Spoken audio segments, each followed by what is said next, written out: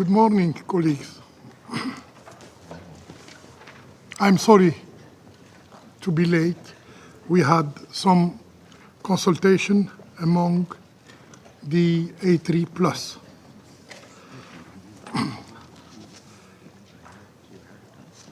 The 9,849 meeting of the Security Council is called to order.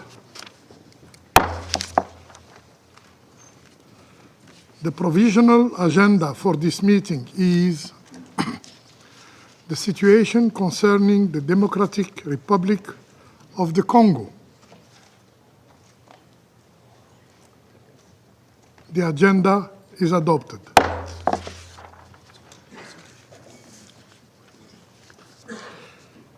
In accordance with Rule 37 of the Council's Provisional Rules of Procedure, I invite the representatives of Angola, Burundi, the Democratic Republic of the Congo, Rwanda, South Africa, and Uruguay to participate in this meeting. It is so decided.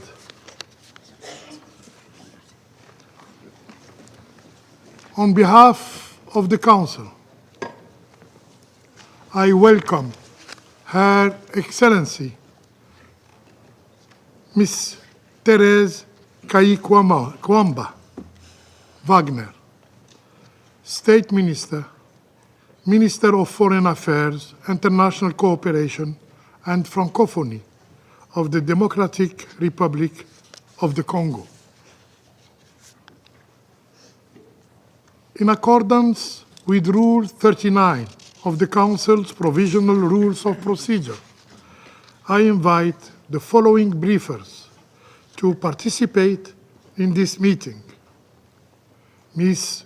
Bintou Keita, Special Representative of the Secretary General and Head of the United Nations Organization Stabilization Mission in the Democratic Republic of the Congo. Monsieur Jean-Pierre Lacroix, Under Secretary General for Peace Operation, and Mrs. Joyce Msuya, Assistant Secretary General for Humanitarian Affairs and Deputy Emergency Relief Coordinator. It is so decided.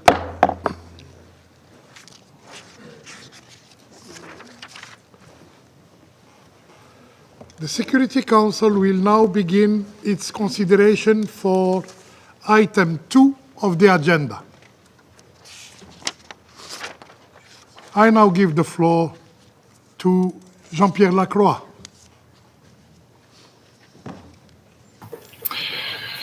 Monsieur le Président, distingués membres du Conseil de sécurité, Madame la ministre d'État, ministre des Affaires étrangères de la République démocratique du Congo, Monsieur le représentant permanent de la République du Rwanda et autres distingués ambassadeurs et représentants, je remercie le Conseil de sécurité de cette occasion d'intervenir sur la situation prévalente dans l'Est de la République démocratique du Congo. Je ferai une brève déclaration liminaire avant l'intervention de mes collègues Bintou Keita et Joyce Msuya. Comme cela a été discuté avec la présidence du Conseil de sécurité, en raison d'engagements antérieurs dans le cadre d'une visite officielle en République arabe syrienne, je ne serai sans doute pas en mesure de participer à l'ensemble de la séance et je prie les membres du Conseil de sécurité et les autres participants à travers vous, Monsieur le Président, de m'en excuser. Monsieur le Président, la réunion d'aujourd'hui se tient dans un contexte de détérioration majeure de la situation à l'est de la République démocratique du Congo. Depuis le début de l'année, le M23 a lancé des opérations offensives de grande envergure dans l'est de la RDC avec l'appui des forces armées du Rwanda. Ces actions leur ont permis d'étendre leurs gains territoriaux de manière significative en l'espace de quelques semaines, tout en ouvrant un nouveau front dans le sud Kivu, d'où la MONUSCO s'est retirée le 30 juin 2024. Les Nations Unies sont profondément préoccupées par la reprise des hostilités qui a entraîné la prise de Saké, une localité stratégique située à quelques kilomètres de Goma, menaçant directement des millions de civils et les casques bleus déployés avec le mandat d'assurer leur protection physique. À cet égard, je me réfère à la déclaration du secrétaire général sur ce sujet qui vient d'être publiée et je me permets d'inviter les membres du Conseil et les autres participants à la consulter. Le 23 et 24 janvier, le M23 a tiré sur les positions de la MONUSCO et de la SAMI-DRC. Au cours des dernières 48 heures, 2 casques bleus de la MONUSCO appartenant au contingent sud-africain et un casque bleu uruguayen ont été tués dans l'accomplissement du mandat qui leur a été confié par ce Conseil. Je rappelle que ce mandat porte en particulier sur la protection des civils et le soutien à la lutte contre les groupes armés qui sévissent en RDC. 11 autres casques bleus ont été blessés et reçoivent des soins à l'hôpital des Nations Unies à Goma. Des soldats de la SAMI-DRC, la force de la SADC, à laquelle la MONUSCO apporte un soutien en vertu d'un mandat donné par ce Conseil, ont également été tués et blessés. Et il y a également de très nombreuses victimes civiles et des déplacements additionnels de populations importants dans un contexte humanitaire déjà extrêmement difficile. Je souhaite saisir cette opportunité pour exprimer, au nom du secrétaire général des Nations Unies, nos plus profondes condoléances aux familles des casques bleus décédés, ainsi qu'à leur gouvernement et au peuple sud-africain et uruguayen. Et je souhaite un prompt rétablissement aux blessés. J'exprime également mes condoléances au gouvernement des pays contributeurs de troupes de la SAMI-DRC et aux familles des victimes. Je rends hommage de tous les casques bleus de la MONUSCO dans l'accomplissement de leur mandat visant à protéger les civils et contrer la menace posée par les groupes armés. Et je saisis cette occasion pour rappeler que les attaques contre les casques bleus et le personnel civil des Nations Unies peuvent constituer des crimes de guerre. Mr. President, distinguished members of the Council, with the fate of Goma and its millions of inhabitants hanging in the balance, MONUSCO has shown admirable resolve in delivering on its protection of civilians mandate, often at great cost, while doing its utmost to ensure the safety and security of UN personnel. To this end, MONUSCO has reinforced its blocking positions in coordination with the FRDC and SAMI-DRC to prevent the M23's further advance towards Goma. Steps have also been taken to ensure the swift resupply of UN contingents based in M23 controlled areas, notably in Kiwanja, Kanyabayonga, and Kichanga. The mission has activated contingency measures to facilitate CASEVAC and MEDEVAC procedures as required. SRSD Bintou Keita will provide further details on the steps being taken by the mission to deliver on its mandated responsibilities while doing its utmost ensuring the safety of UN personnel and installation. Mr. President, at this critical juncture, with the lives of countless vulnerable civilians, peacekeepers, and the respect of this Council's mandate at stake, MONUSCO remains committed to the robust defense of its mandate under very challenging conditions. The Council must honor the sacrifice made by the peacekeepers who have laid down their lives in pursuit of this noble goal by sending a clear and unequivocal message to the M23 and its backers that actions endangering the lives of civilians and UN peacekeepers will not be tolerated. All parties to the conflict must abide by international humanitarian law. Monsieur le Président, distingués membres du Conseil, il est impératif que le M23 cesse immédiatement ses hostilités et se retire des territoires occupés. La violation de la souveraineté et de l'intégrité territoriale de la RDC constitue une atteinte aux principes fondamentaux du droit international et de la Charte des Nations Unies. Les Nations Unies continueront de collaborer avec les principaux acteurs pour encourager les parties prenantes à reprendre les négociations dans le cadre du processus de Luanda que les Nations Unies soutiennent totalement.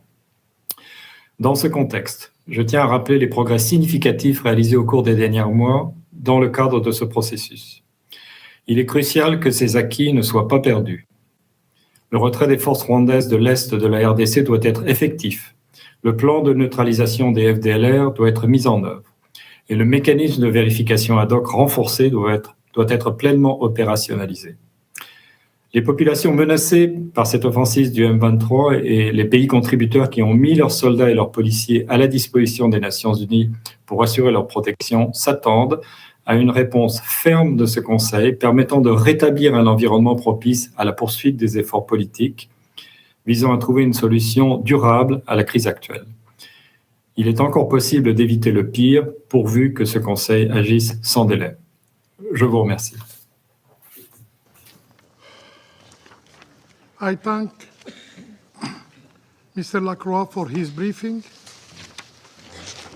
I now give the floor to Ms. Bintou Keita. Thank you, Mr. President.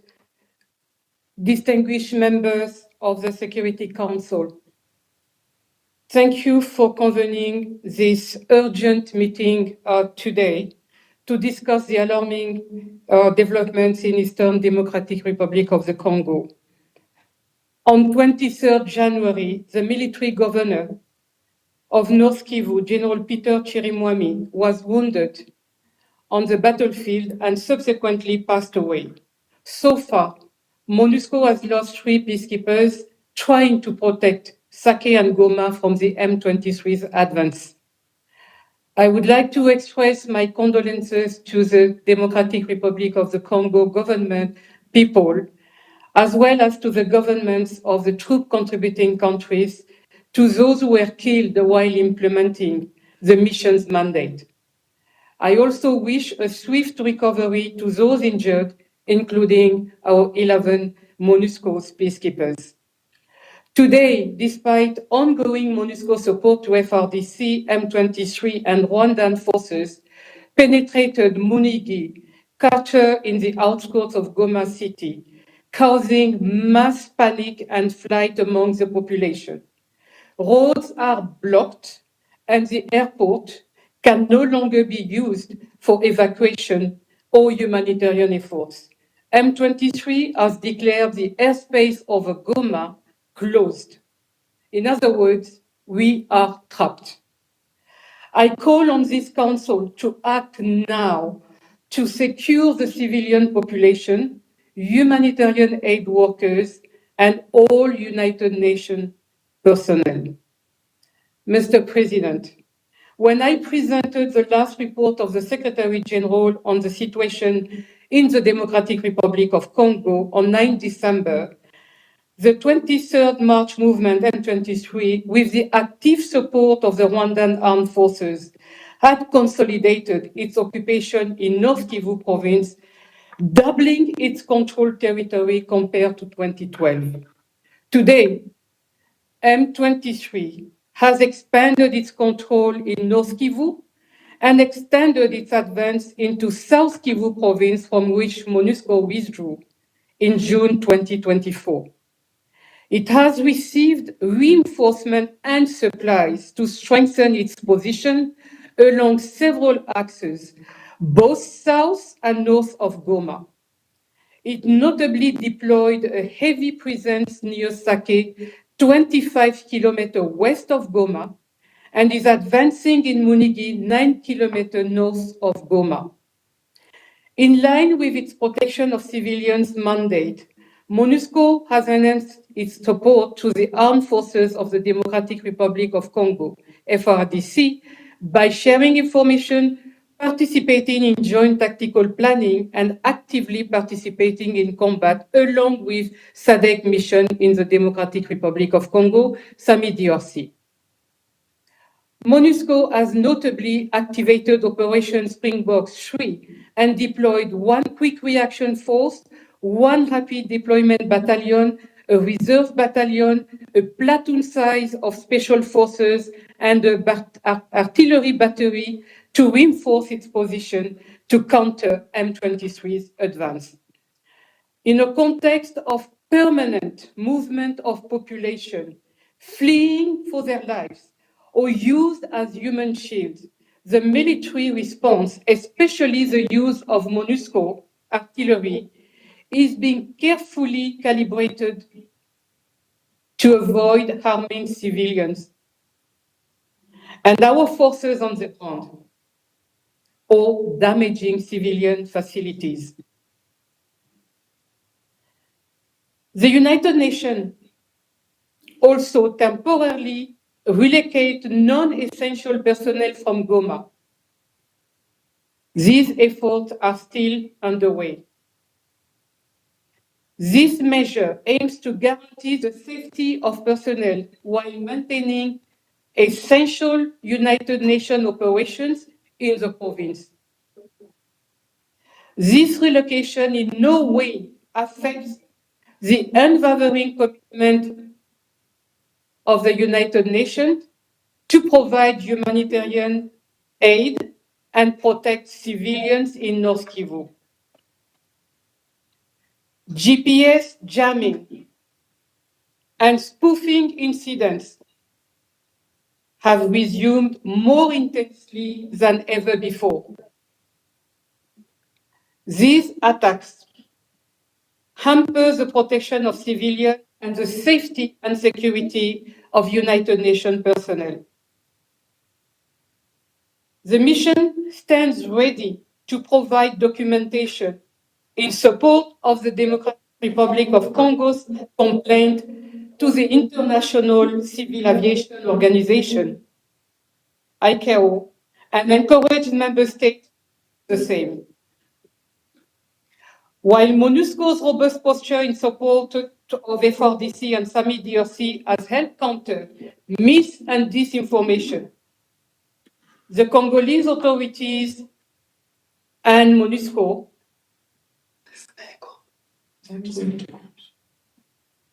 continue to coordinate joint communication and ensure clear, unified messaging.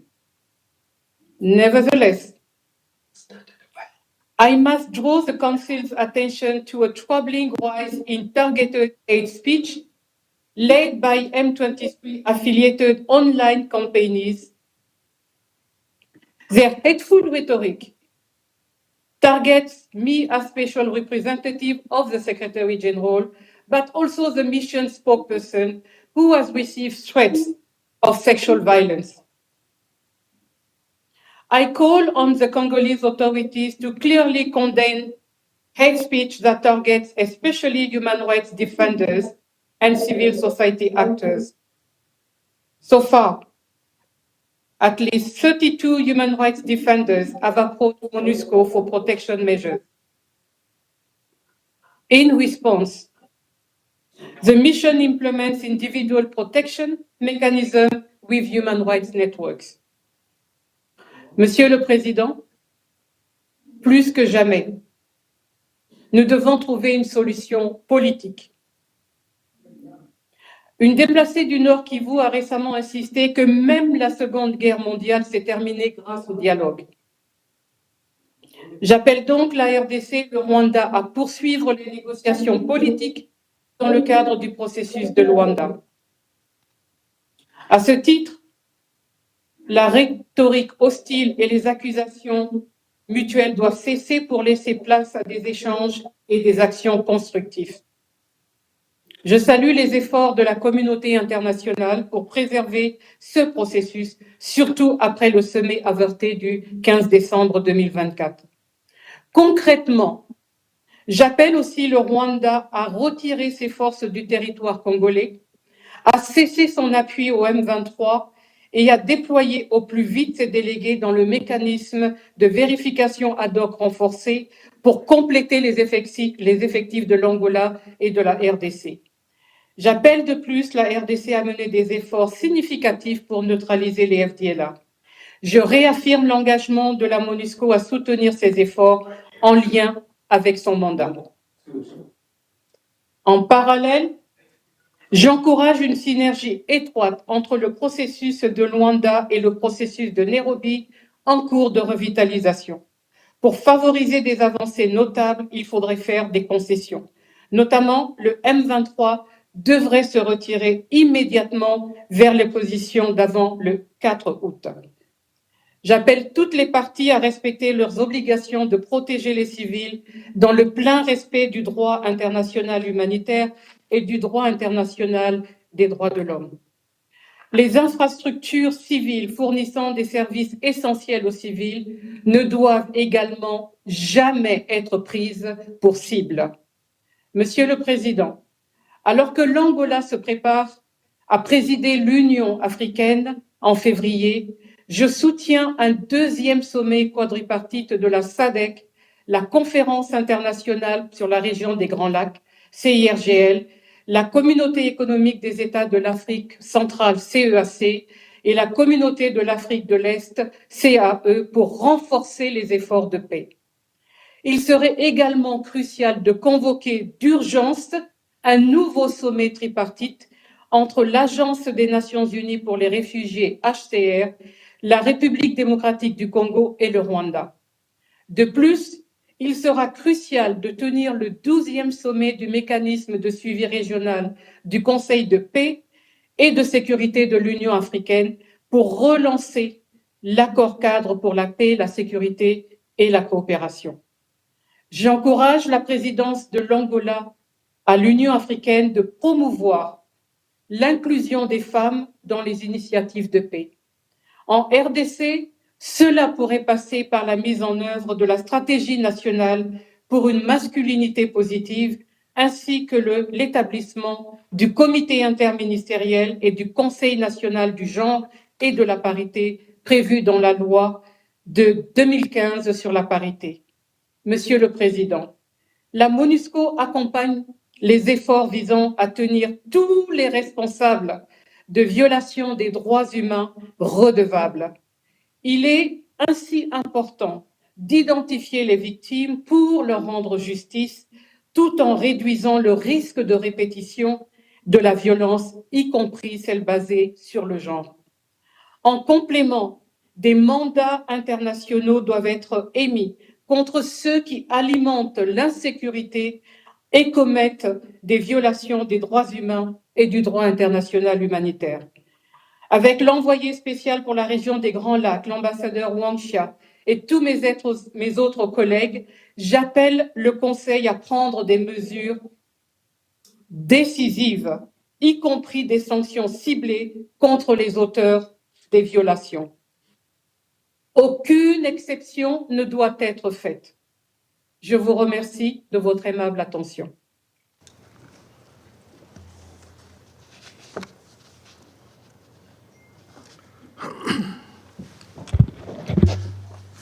I thank Ms. Keita for her briefing.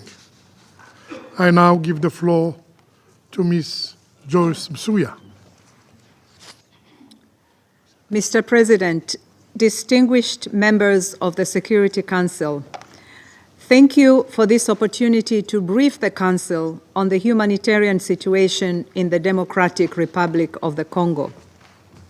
Mr. President, the crisis in Eastern DRC is at a dangerous point. The situation is deteriorating rapidly, and if hostilities spill into Goma, a densely populated urban center, the impact on civilians could be devastating. More than 21 million people already need aid across the country, one of the highest numbers worldwide. Approximately 1 million people had already sought refuge in neighboring countries. The escalation in the east threatens to make a critical humanitarian situation even worse. In North and South Kivu, hundreds of civilians have been killed and injured in the last few weeks. Hundreds of thousands have fled their homes or shelters, often multiple times, to escape gunfire and shelling, especially around Sake and Minova. Humanitarian access remains constrained due to insecurity. Hospitals, including Dosho and Kieshero in Goma, are overwhelmed. Medical facilities in Minova are also struggling to tend to the hundreds of people in need of treatment for gunshot and shrapnel wounds. Bombings in overcrowded displacement sites in and around Sake and Minova have resulted in casualties, including among children, and destroyed shelters, causing panic and further displacement. I'm particularly concerned about the impact on women and girls. We already know that gender-based violence increased by 300% in recent years, and that 2/3 of all cases had occurred in 3 eastern provinces of North Kivu, South Kivu, and Ituri. Mr. President, the Secretary General has emphasized the importance of upholding international humanitarian and human rights law and ensuring immediate and unimpeded humanitarian access to populations in need. I reiterate this call. We urge all parties to protect civilians and critical infrastructure they rely on, respect the civilian nature of displacement sites, and avoid using wide area explosives and heavy weapons in populated areas. This will be particularly important should the hostilities spread into Goma, given the risks of conflict in urban areas. All parties must take constant care to spare civilians and civilian objects throughout military operations. Mr. President, in these challenging circumstances, our humanitarian partners have bravely and tirelessly continued their efforts to enable life-saving operations by negotiating access, including by providing critical care through our partners, particularly NGOs that deliver medical and food assistance. Council members, to address this escalating humanitarian crisis before the situation worsens further, I have 3 asks to the Council. First, I urge this Council and all Member States to leverage their influence to ensure that international humanitarian law is respected by all parties. Civilians must be protected. IDP sites and medical facilities must be protected. Rapid, unimpeded, and safe humanitarian access to those in need must be facilitated. Second, since we are at the start of the year and many funding sources remain unavailable or delayed for various reasons, adequate funding is essential to enable and sustain urgent humanitarian action. In light of the scale and severity of the current situation, we are allocating $17 million from the Central Emergency Response Fund for immediate life-saving interventions. However, let's be clear, additional resources are urgently needed. Third, I urge the Council and all Member States to use their influence to end the hostilities. The scale of suffering in the DRC demands urgent attention. The plight of the country's women, men, and children cannot continue to go unnoticed. Thank you. I thank Mrs. Suya for her briefing. I now give the floor to those council members who wish to make a statement.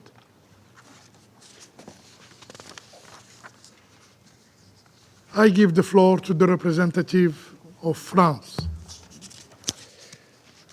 Monsieur le Président, je remercie tout d'abord le secrétaire général pour les opérations de paix, la représentante spéciale du secrétaire général et la sous-secrétaire générale pour les affaires humanitaires.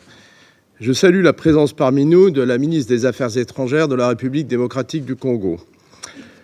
Le Conseil de sécurité se réunit aujourd'hui en raison de la détérioration rapide de la situation dans le Nord Kivu, en République démocratique du Congo, de la prise de Saké et de l'encerclement de Goma par le M23, permis par le soutien actif des forces de défense du Rwanda.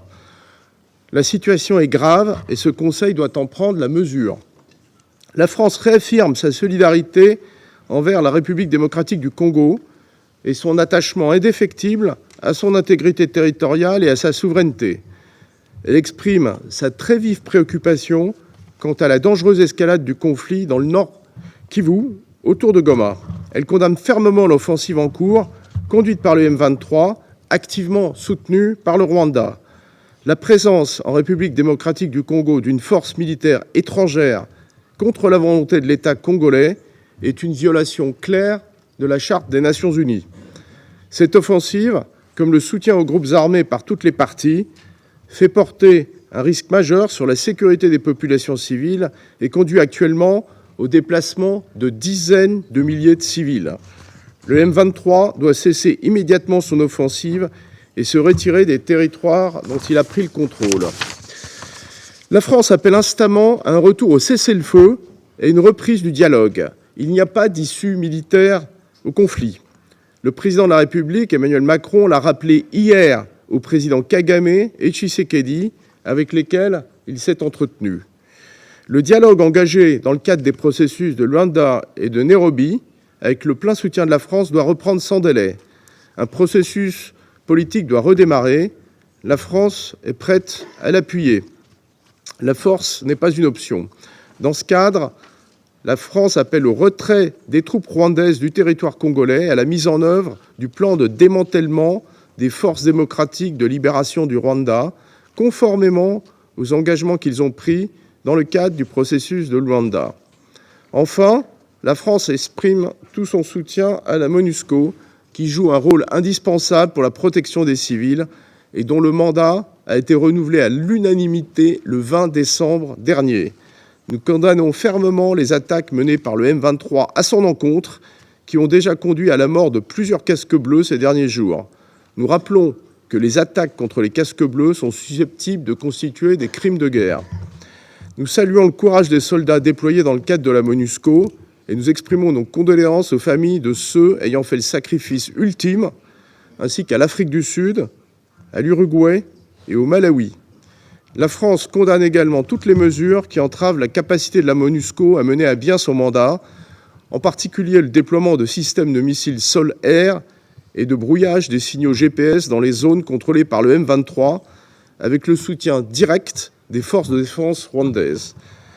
Monsieur le Président, les réactions de la communauté internationale doivent être à la mesure des conséquences humanitaires et politiques que provoque l'offensive en cours du M23, soutenue par les forces de défense du Rwanda. La France appelle l'ensemble du Conseil de sécurité à se mobiliser et à condamner d'une même voix cette menace grave à la paix et à la sécurité régionale et internationale, comme le secrétaire général des Nations Unies l'a à nouveau fait ce matin dans des termes très clairs. Je vous remercie. I thank the representative of France for his statement, and I now give the floor to the representative of Sierra Leone. Thank you, Mr. President. Mr. President, I have the honor to speak on behalf of the A3+ members, Algeria, Guyana, Somalia, and my country, Sierra Leone. We are deeply grateful to USG Jean-Pierre Lacroix, SISG Ms. Bintou Keita, and ASG Joyce Musuya for their thorough and detailed account of the alarming situation in Eastern Democratic Republic of Congo. We also warmly welcome the participation of Her Excellency Therese Kaikwamba Wagner, Foreign Minister of the Democratic Republic of Congo, and the representatives of Rwanda, Angola, Uruguay, South Africa, and Burundi at this important emergency meeting. At the outset, we extend our heartfelt condolences to the government of the Democratic Republic of Congo and the family of General Peter Chiriwami, Governor of North Kivu. Our thoughts are also with the families of the fallen U.S. peacekeepers and the Sami DRC contingent. We wish a speedy and full recovery to all those injured. We express our unwavering solidarity with the United Nations and humanitarian actors on the ground who continue their essential work under incredibly difficult and dangerous conditions. Mr. President, in recent days, the A3+ has been actively engaging with a broad range of stakeholders to assess how the UN Security Council can best assist the Congolese people in bringing an end to the violence in Eastern DRC, following the breach of the ceasefire by the M23 AFC. Our consultations with the government of the DRC and Rwanda, alongside discussions with the UN Secretariat, has reinforced a singular, undeniable conclusion. The resolution of the conflict in Eastern DRC must be political, not military.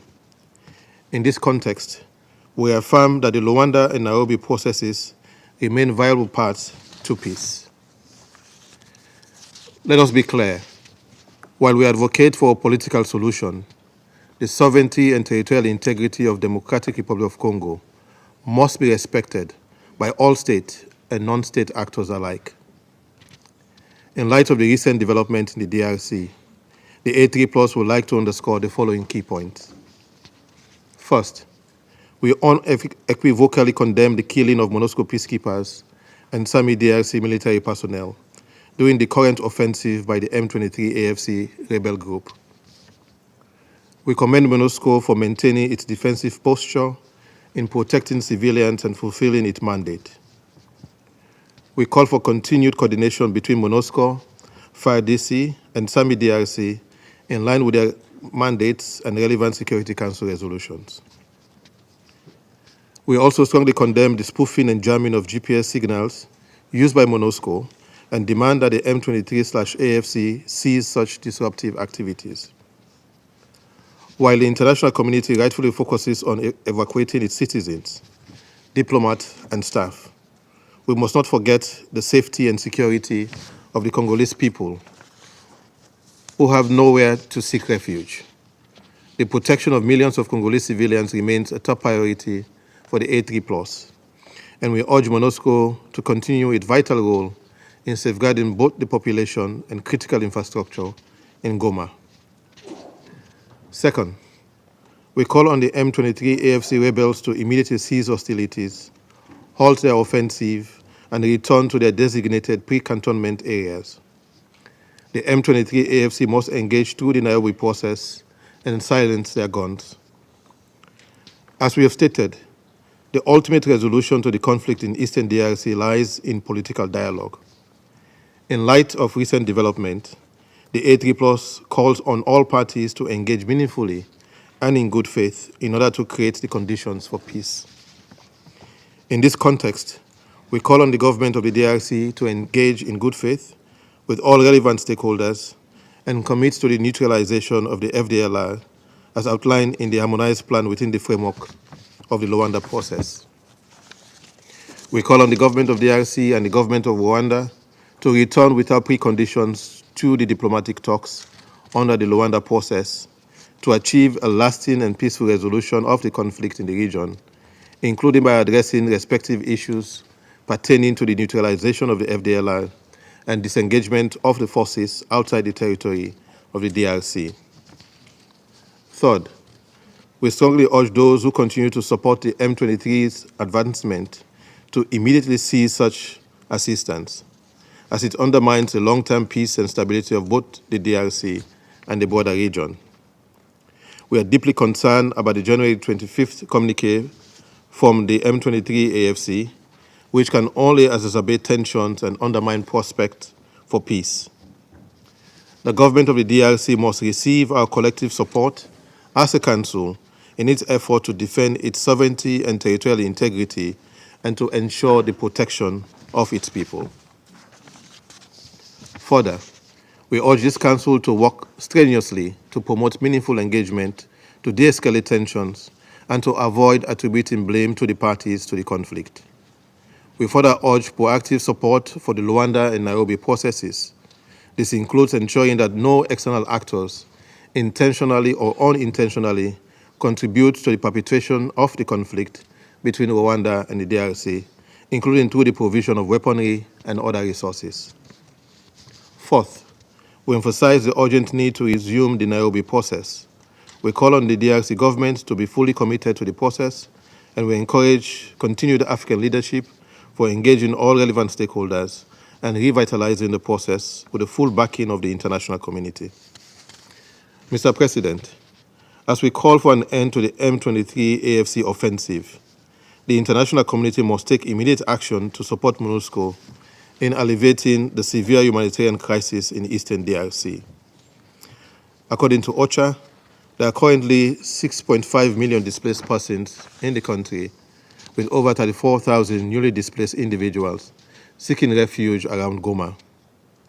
Emergency hospitals in Goma are overwhelmed, with more than 290 individuals wounded, including 90 civilians, many of whom have life-threatening injuries.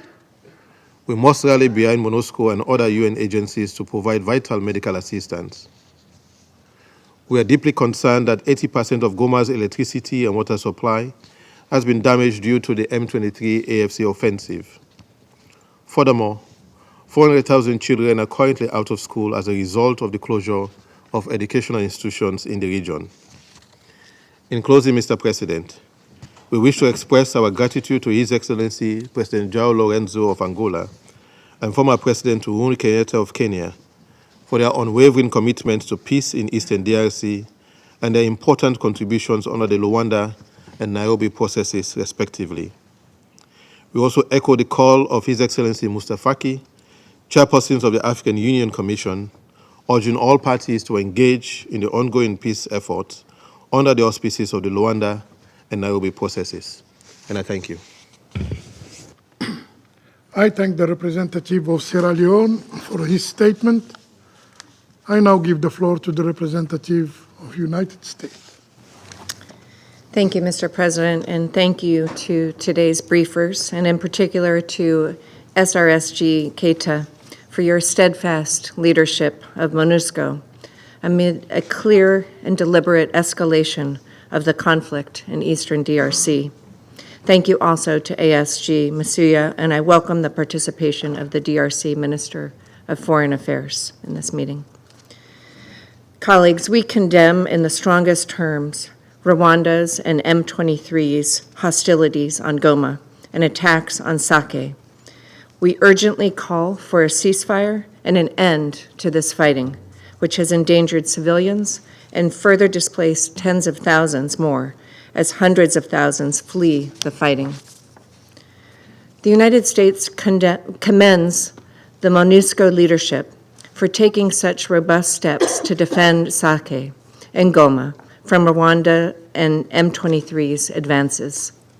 We express our deepest condolences to the families of all of the peacekeepers lost during these attacks, and we commend all MONUSCO personnel for their bravery in protecting civilians during this ongoing assault. Rwanda's use of advanced weaponry and systems, including GPS jamming and spoofing, have interfered with the humanitarian response, endangered MONUSCO, and continue to endanger those fleeing from the violence. These actions must stop immediately. The indiscriminate use of artillery has endangered civilians, with bombs falling on and near IDP sites. Congolese and Rwandan leadership, as well as leaders of the M23 and other armed groups, must issue clear orders not to target civilians and to respect the civilian character of IDP sites.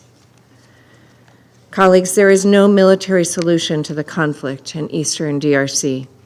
To achieve a durable peace, all parties must honor their commitments to the Luanda process and the terms laid out by Angolan President Lorenzo and return to the negotiating table. We call for the swift operationalization of the reinforced ad hoc verification mechanism.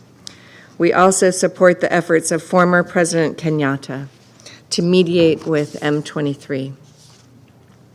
All sides of this conflict must respect the ceasefire in place since August and act swiftly to end this fighting. We call on all partners in the Great Lakes region to use the diplomatic tools at their disposal to reinforce this message. All actors must also respect the sovereignty and territorial integrity of the DRC and put an end to all forms of support to armed groups, whether Congolese or foreign. All parties must uphold human rights and international humanitarian law and ensure immediate and unfettered access to populations in need of humanitarian assistance. The United States remains alarmed by the findings of the recent report of the UN Group of Experts detailing the consolidation of parallel administrations, forced recruitments, and the illicit exploitation of mining areas in M23 controlled territories. And we reiterate in unequivocal terms our condemnation of hate speech and xenophobia, as well as ethnic-based politics. The United States will consider all the tools at its disposal in order to hold accountable those responsible for sustaining armed conflict, instability, and insecurity in the DRC. I thank you. I thank the representative of the United States for the statement. I now give the floor to the representative of Greece. Thank you, Mr. President. We thank USG Lacroix, SRSG Ms. Keita and ASG Ms. Musuya for briefing us on this urgent meeting today. I would also like to welcome the participation of the Honorable Foreign Minister of the Democratic Republic of Congo in our meeting. Greece commends SRSG Keita and MONUSCO for the continued efforts in these extremely difficult circumstances amidst the escalating crisis in the region. We follow developments closely also through our embassy in Kinshasa, since we have also Greek citizens residing in Goma. Allow me to emphasize 4 key points. First, we strongly condemn the recent flagrant violation of the ceasefire and the subsequent M23's further advance in North Kivu. M23 must reverse the territorial expansion immediately and hold the encirclement of the town of Goma. Threats by M23 of seizing Goma are completely unacceptable. Moreover, as the Secretary General stressed also in his today's statements, the presence of Rwandan troops on Congolese soil and the support to the M23 are very concerning. We call on Rwanda to cease its support for the M23 and to withdraw its forces now, and we reiterate that the sovereignty, unity, and territorial integrity of the DRC must be fully respected.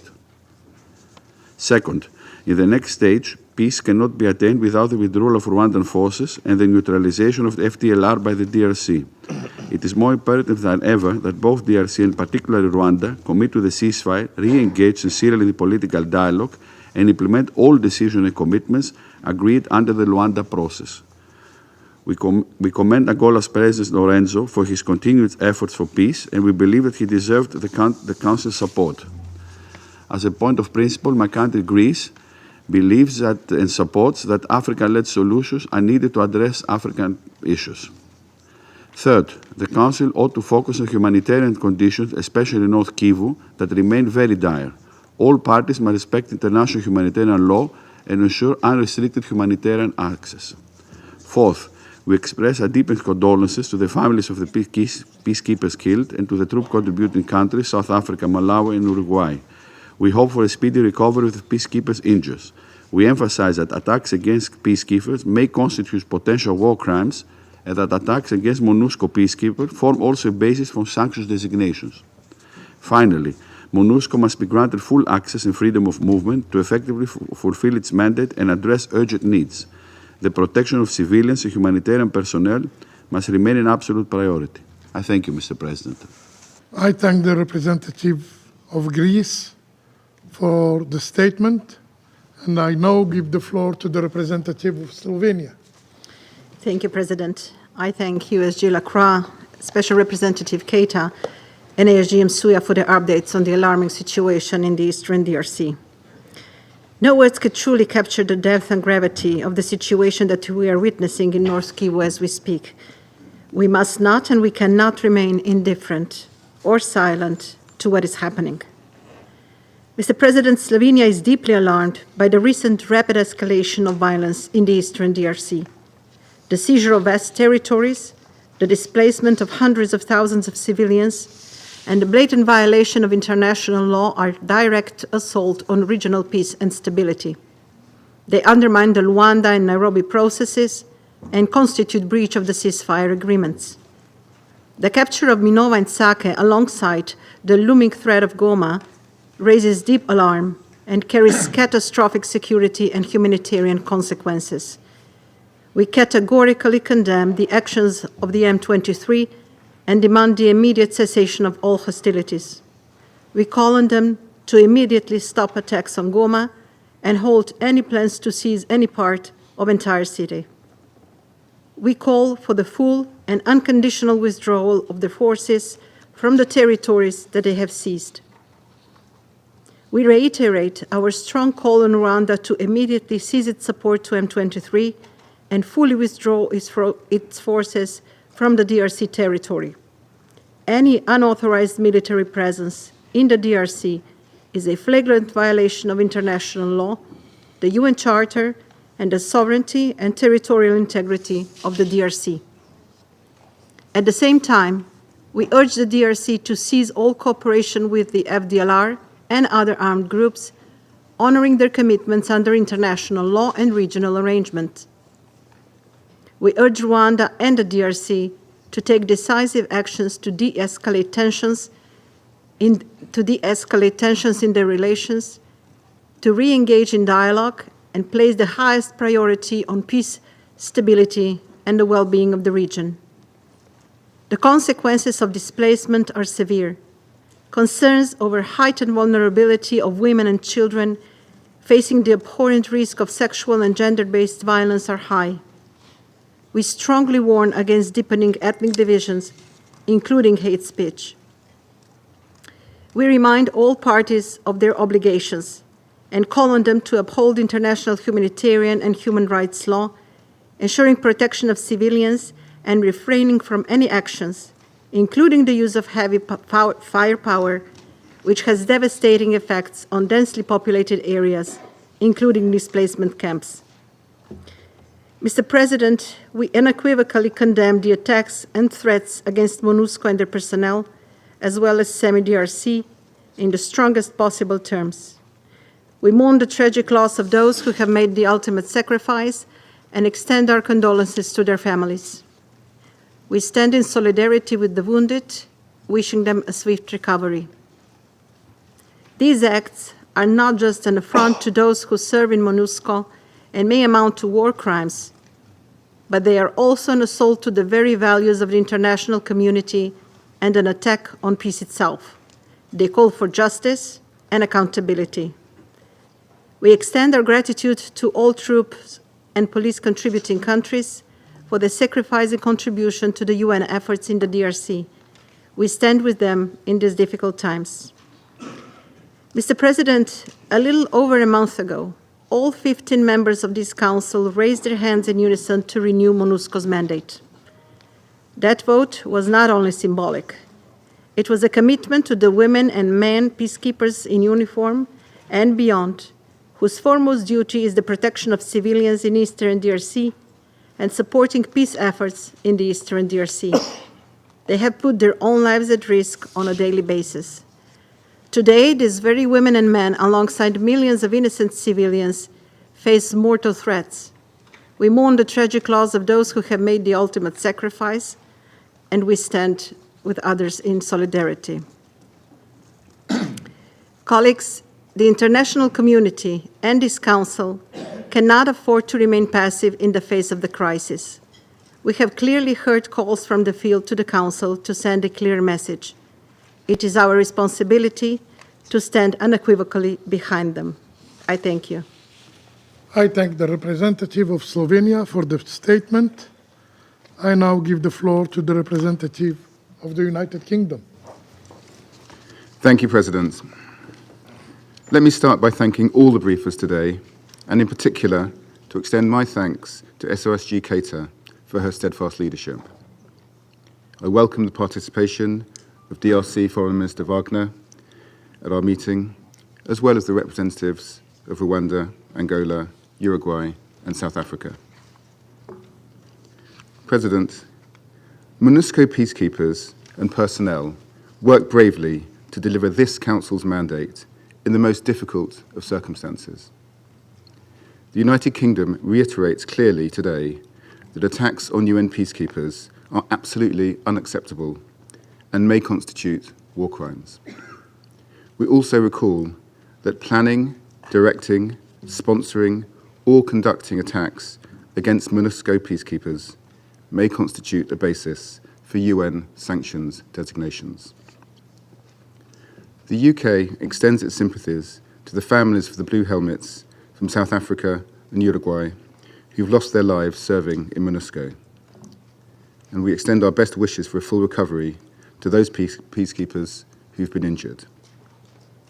The UK also extends its condolences to the families of all troops from the Southern African Development Community mission in DRC who've lost their lives in support of DRC's stability and security. As we do so, we fully acknowledge the numbers of those lost and injured is changing by the hour. It is a critical moment for DRC and for the region. President, I would now like to make 3 points. First, the UK once again condemns the violent actions of all armed groups, including FDLR and M23. We are deeply concerned by the scale and pace of recent M23 and Rwandan Defence Forces advances in eastern DRC. In December, this Council renewed MONUSCO's mandate. And in the 4 weeks since, M23's unacceptable offensive and that of the Rwandan Defence Forces through North and South Kivu has resulted in the capture of several towns and villages. As we've heard, hundreds of thousands of civilians have been displaced, and violence has intensified as a result.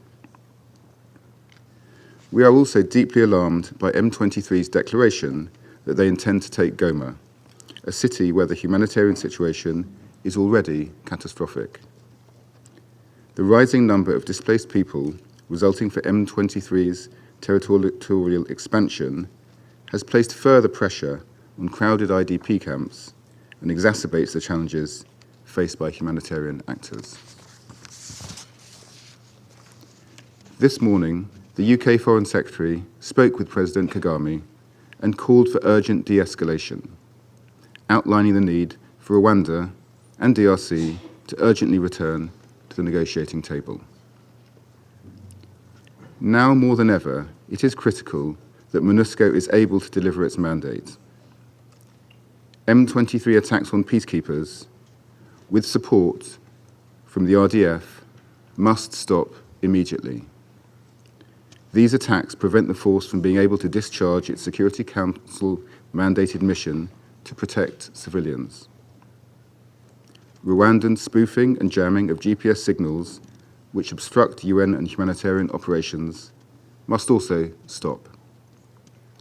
We urge all parties to remember their obligations under international humanitarian law. Finally, President, the United Kingdom once again extends its thanks to Angola for its leadership on mediation efforts. We encourage DRC and Rwanda to return to the negotiating table and to focus on making tangible progress on delivering on their commitments under the concept of operations. There can be no military solution. Fighting must stop, civilians must be protected, and the parties should engage in good faith in the political process. I thank you. I thank the representative of the United Kingdom for the statement. I now give the floor to the representative of Denmark. Thank you, Mr. President. SRG Keita, thank you for your briefing today. MONUSCO is facing immense pressure. Denmark greatly appreciates your continued leadership and engagement. Let me also thank ASG Msuya and through her the entire humanitarian community in the DRC and USG Lacroix and the Department of Peace Operations for their tireless work in support of our peacekeepers. And I welcome the presence of Her Excellency Foreign Minister Wagner in today's meeting. Let me first express Denmark's deepest condolences to the families, friends, and comrades of the brave peacekeepers who have paid the ultimate sacrifice in the service of peace. Mr. President, as we speak, the M23, with the support of Rwandan Defence Forces, are advancing towards Goma. Denmark condemns, in the strongest terms, the M23's offensive in Goma and its recent captures of Minova and Sake. The human suffering this has caused and will cause is unconscionable. Let there be no doubt.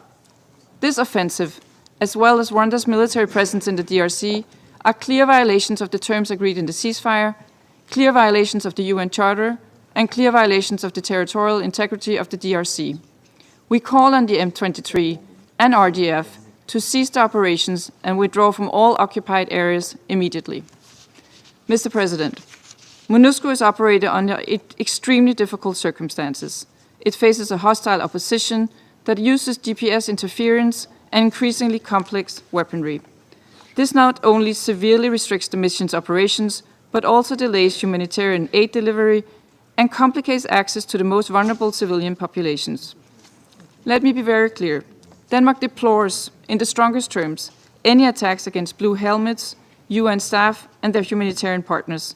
Such attacks are unacceptable and a violation of international law and may constitute war crimes. Mr. President, Eastern DRC has long contended with a multitude of crises. The humanitarian situation is catastrophic. With M23's advance from its surrounding areas, civilians sought protection in overburdened and overcrowded IDP camps in Goma. Widespread sexual and gender-based violence, child recruitments, hate speech and xenophobia, summary killings and other persistent violations of international humanitarian law, as well as violations and abuse of human rights, have been reported and extensively documented. We express our deep concern for the protection of civilians. We call on all parties to immediately comply with international humanitarian law and international human rights law.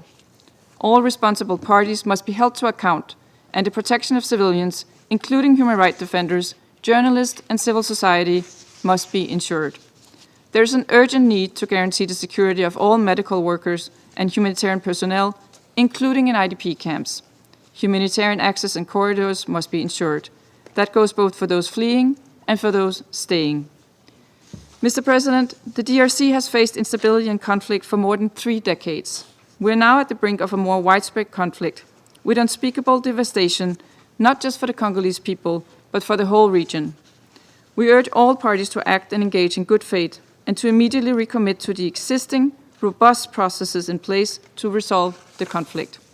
We echo the statements made by the Secretary General and urge the DRC and Rwanda to remain fully engaged in the Luanda process. Momentum must be maintained on the neutralization of the FDLR and withdrawal of Rwandan forces, as well as the swift application of the reinforced ad hoc verification mechanism. We urge Rwanda to send its representative to the mechanism immediately. Denmark expresses its full support to both the Luanda process and the Nairobi process. We strongly urge Rwanda to immediately cease its support to the M23 and withdraw its forces, and for the DRC to immediately cease its support to the FDLR, both of which have been consistently documented by the group of experts on the DRC. Illegal exploitation of national resources in the eastern DRC is a key driver to instability in Great Lakes region. This must end. We encourage Rwanda and DRC to investigate and prosecute all actors and networks involved. Mr. President, to conclude, as we speak, the Congolese people are suffering that long predates this meeting, this current offensive, and which has deep historical ties. They are looking to this Council to act. Thank you. I thank the representative of Denmark for the statement. I now give the floor to the representative of China. 谢谢主席，我感谢凯塔特别代表拉克鲁瓦副秘书长、姆苏亚助理秘书长所做的通报。近日，刚果金东部地区紧张事态急剧升级 ，M23在北基伍地区不断发动攻势，接连占领马西西、米诺亚、塞卡等重要城镇，造成大量平民伤亡和流离失所。令人震惊的是 ，M23对连岗团营地发动炮击，造成3名联合国维和人员死亡，多名维和人员受伤。南共体驻港部队也出现严重伤亡。中方谴责 M23针对当地平民和维和人员的袭击，对失去生命的维和人员表示哀悼，向伤者表示慰问。针对当前港东局势，我愿强调以下几点：第一，中方强烈要求 M23立即停止进攻。当前 M23仍不断发动袭击，并公开声称要占领格马，中方对此严重关切，对战事可能进一步升级深感不安。M23有关行动严重违反停火协议，危害地区和平稳定。中方呼吁 M23切实遵守停火协议，停止诉诸武力，撤出占领区，回到政治解决的轨道。任何外部力量都应避免向 M23等武装团体提供军事支持，防止局势进一步恶化。第二，要将保护平民作为重中之重。国际人道法是必须遵守的底线。不论 M23实施武装进攻出于何种诉求，希望达到什么目的，都不应以平民的生命为代价，不应袭击平民和民用设施。目前已经有大批平民逃离家园避难，人道物资严重短缺，国际社会应及时提供所需的人道援助。M23必须保障人道物资通道的开放和畅通。第三，要支持联钢团根据授权履职。联钢团处在冲突的前沿，正根据安理会决议授权执行维和行动。M23不得威胁维和人员的安全，对维和人员的攻击可能构成战争罪。中方支持联钢团加强在萨凯、格马等地的防御措施，反对干扰 GPS 信号等阻碍联钢团履职的行为。我们也呼吁各方不要散播针对联钢团和维和人员的错误和虚假信息。第四，要坚定支持地区斡旋努力，当前形势下加大斡旋调解更加紧迫。三方峰会虽被推迟，但卢安达进程仍是解决冈东问题的有效平台。中方期待刚果金和卢旺达两国坚持外交对话渠道，加强沟通，找到持久的和平方案。中方支持安哥拉等有关方继续加大外交努力，推动局势降温。希望秘书长刚果金问题特别代表凯塔同秘书长大湖地区特使夏黄加强协调，为卢安达和内罗毕进程提供更大支持。主席，中方重申坚定支持刚果金主权和领土完整，支持刚果金政府维护国家安全的努力。我们支持安理会尽快发出一致声音，为推动冈东地区危机缓和，维护地区局势稳定创造有利条件。谢谢主席。I thank the representative of China for the statement, and I give the floor to the representative of Pakistan. Thank you, Mr. President. Mr. President, the Pakistan delegation thanks you for convening this urgent meeting of the Security Council. We thank Under-Secretary General Lacroix, SRSG Bintu Keita, and ASG Masuya for their briefings describing the very disturbing situation in eastern DRC. We welcome the participation of the Foreign Minister of the DRC at this meeting, as well as the representatives of Rwanda, Angola, and other countries. I would like to make the following points. First, Pakistan supports the sovereignty and territorial integrity of the DRC in accordance with the principles of the UN Charter. We deplore any foreign intervention in its internal affairs. We call for the withdrawal of Rwandan forces from the territory of the DRC. Second, we strongly condemn the attacks in North and now South Kivu by the M23. The M23 has captured Sake and encircled Goma, causing sizable civilian casualties, as well as attacking United Nations and African peacekeepers several of whom have been killed or injured. These attacks on civilians and on UN peacekeepers deployed under the mandate of the Security Council constitute war crimes, and those responsible for perpetrating, supporting, or sponsoring these attacks must be held accountable. We demand that the M23 halt its attacks immediately, withdraw from the areas it has occupied, and observe the ceasefire agreement of 31st July 2024, as well as to end its GPS jamming and spoofing. We express our condolences to South Africa, Uruguay, and to the families of the peacekeepers who have lost their lives in the noble cause of preserving peace and security. Third, we urge that adequate and urgent response be made to the humanitarian crisis that is being faced in eastern DRC. Assistance must reach all those affected by the M23 offensive, and access must be ensured by all parties, including the M23, to the civilian and others in need of such assistance. Fourth, we admire the bravery of our peacekeepers.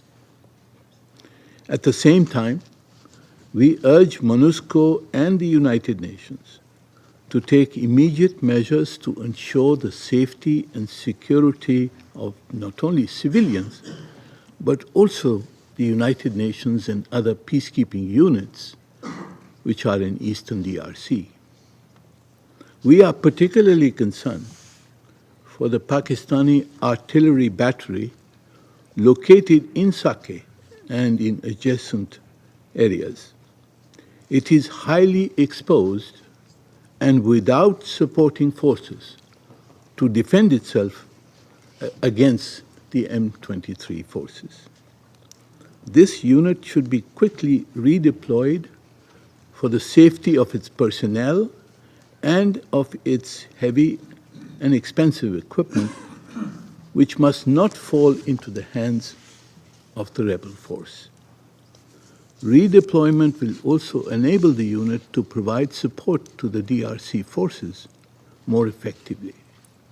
Such redeployment needs to be done immediately and while it is still possible.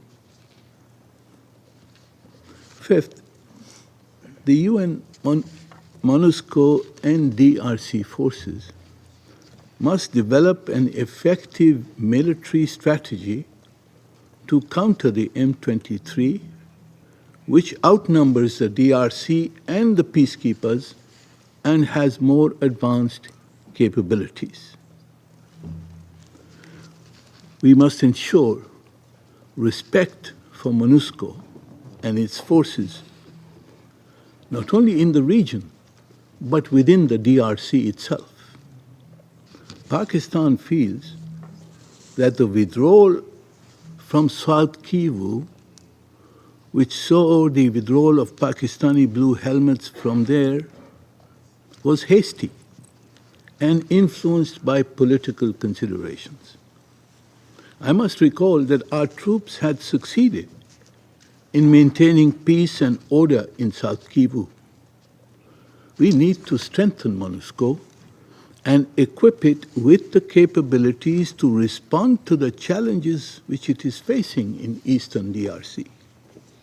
Without adequate reinforcements, equipment, and political support, especially from within DRC, the UN and other peacekeepers cannot be expected to implement their challenging mandate assigned to them by the Council.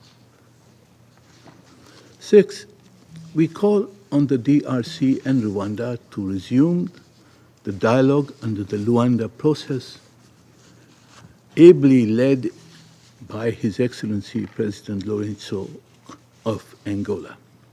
This process has made encouraging progress, We regret that the 15 December summit did not take place. It should be urgently reconvened. The understandings reached under the Luanda process, the neutralization of the FDLR, and the withdrawal of Rwandan forces from DRC should be maintained and implemented even as the challenge posed by the M23 is confronted and ended.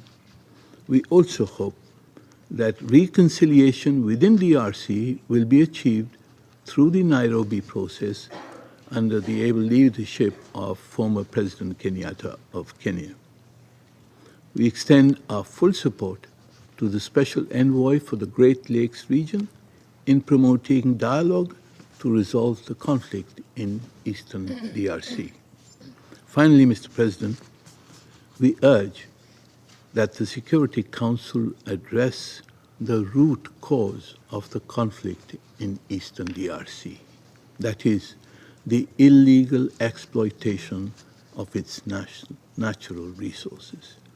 This requires greater oversight and traceability mechanisms, working in coordination with the DRC government and regional and international partners, and encouraged and supported by the Security Council. I thank you, Mr. President. I thank the representative of Pakistan for the statement. I now give the floor to the representative of the Russian Federation. Господин председатель, благодарим Жан-Пьера Лакруа, Бинту Кейту и Джойн Сую за их брифинги. Приветствуем участие в заседании министра иностранных дел Демократической Республики Конго Терезы Вагнер, представителей Руанды и Анголы, ЮАР, Уругвая и Бурунди. Господин председатель, мы глубоко озабочены нынешней эскалацией со стороны М-23 и осуждаем ее. Из-за этих действий страдает прежде всего гражданское население. Выражаем соболезнования семьям погибших граждан ДРК. Сейчас мы также вынуждены наблюдать за очередной волной перемещенных лиц. Их количество, по последним данным ООН, превысило 400 тысяч человек. Многие из этих людей уже были внутренне перемещенными лицами и проживали в лагерях беженцев в тяжелейших условиях. Особая озабоченность у нас вызывает использование в районе боестолкновений продвинутых систем вооружений, задействование тяжелой артиллерии вблизи объектов гражданской инфраструктуры. С тревогой отмечаем и продолжение применения средств радиоэлектронной борьбы, что создает угрозу, в том числе и для гражданской авиации. К сожалению, уже несет потери миссии ООН по стабилизации в ДРК. Выражаем соболезнования семьям погибших миротворцев из Южной Африки и Уругвая, а также правительствам этих стран. Желаем скорейшего выздоровления раненым из других контингентов. Россия безоговорочно осуждает нападение на голубые каски. В результате одного из них в марте 2022 года погиб наш соотечественник, старший группы российских военных наблюдателей Алексей Мизюров. Выражаем нашу поддержку и признательность миссии ООН по стабилизации в ДРК, ее руководству и миротворцам. Мы также выражаем глубочайшие соболезнования семьям павших борцов сообщества развития Юга Африки из ЮАР и Малави. Россия солидарна с правительством этих стран и контингентом САДК. Желаем скорейшего выздоровления раненым.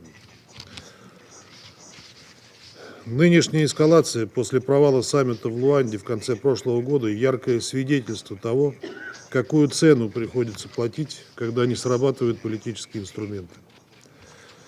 Призываем к незамедлительному прекращению боевых действий, возвращению Руанды и ДРК за стол переговоров при ангольском посредничестве, а также подтверждению сторонами приверженности взаимным обязательствам в рамках луандийского процесса. При этом хотели бы подчеркнуть, что реальный прогресс на дипломатическом треке станет возможным только после прекращения государственного взаимодействия с незаконными вооруженными формированиями. Прежде всего это касается М-23 и демократических сил освобождения Руанды. Будут ли параметры этого процесса определены в рамках перезапуска найробийского процесса или в результате продвижения других инициатив, решать Руанде и Демократической Республике Конго. Однако очевидно, что этот вопрос требует комплексного подхода и определенной гибкости с обеих сторон.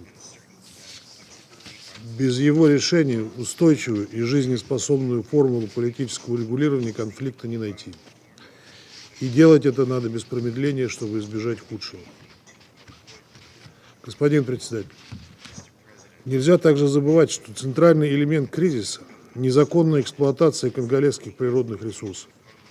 Ни для кого не секрет, что сейчас происходит в богатом колтаном районе Рубая, который находится под контролем М-23. Всем также хорошо известно, что в этот преступный бизнес вовлечены другие группировки и внешние игроки, которых мы с вами все прекрасно знаем, и которые обогащаются за счет контрабанды кровавых природных ресурсов с востока ДРК. Мы убеждены, что борьба за доступ к стратегически важным конголезским минералам является одной из причин продолжения наблюдаемого нами кризиса. Вновь призываем страны, имеющие политическое и экономическое влияние в регионе, использовать его и поработать с основными протагонистами. Это может способствовать оперативному прекращению эскалации, что хорошо продемонстрировала ситуация, с которой мы имели дело в 2012-2013 годах. Одновременно вместе с другими членами Совета Безопасности продолжим работать над согласованием адекватной реакции на те события, которые сейчас происходят на востоке ДРК. Надеемся, что нам удастся подобрать такие формулировки, которые бы способствовали прекращению страданий гражданского населения и возвращению к переговорам. В завершение хочу сказать, что нам также нельзя забывать о том, что нестабильность в регионе Великих озер во многом наследие колониального периода. Именно тогда метрополиями того времени были заложены мины замедленного действия, от которых регион страдает до сих пор. Мы видим, как конголезцы устали от насилия и как сильно они хотят просто жить и работать на своей земле. Россия, как постоянный член Совета Безопасности, сделает все возможное, чтобы приблизить этот долгожданный момент. Благодарю вас. I thank the representative of the Russian Federation. I now give the floor to the representative of Panama. Señor presidente, mi delegación agradece las gestiones de la presidencia de este Consejo por convocar a esta reunión de emergencia para abordar la alarmante situación en la República Democrática del Congo. También queremos dar la bienvenida a la ministra de Relaciones Exteriores de la República Democrática del Congo ante esta situación. Reconocemos y valoramos el informe de la representante especial del secretario general en la República Democrática del Congo y jefa de la MONUSCO, Bintou Keita, cuyo liderazgo resulta crucial en estos momentos críticos. También expresamos nuestra solidaridad ante las amenazas que nos ha comunicado hoy, las cuales son inaceptables para la República de Panamá. Extendemos también nuestro agradecimiento al secretario general adjunto de Operaciones de Paz, Jean-Pierre Lacroix, y a la subsecretaria general Joyce Msuya por sus valiosas contribuciones en este complejo escenario que ha afectado directamente a cientos de miles de vidas humanas desplazadas.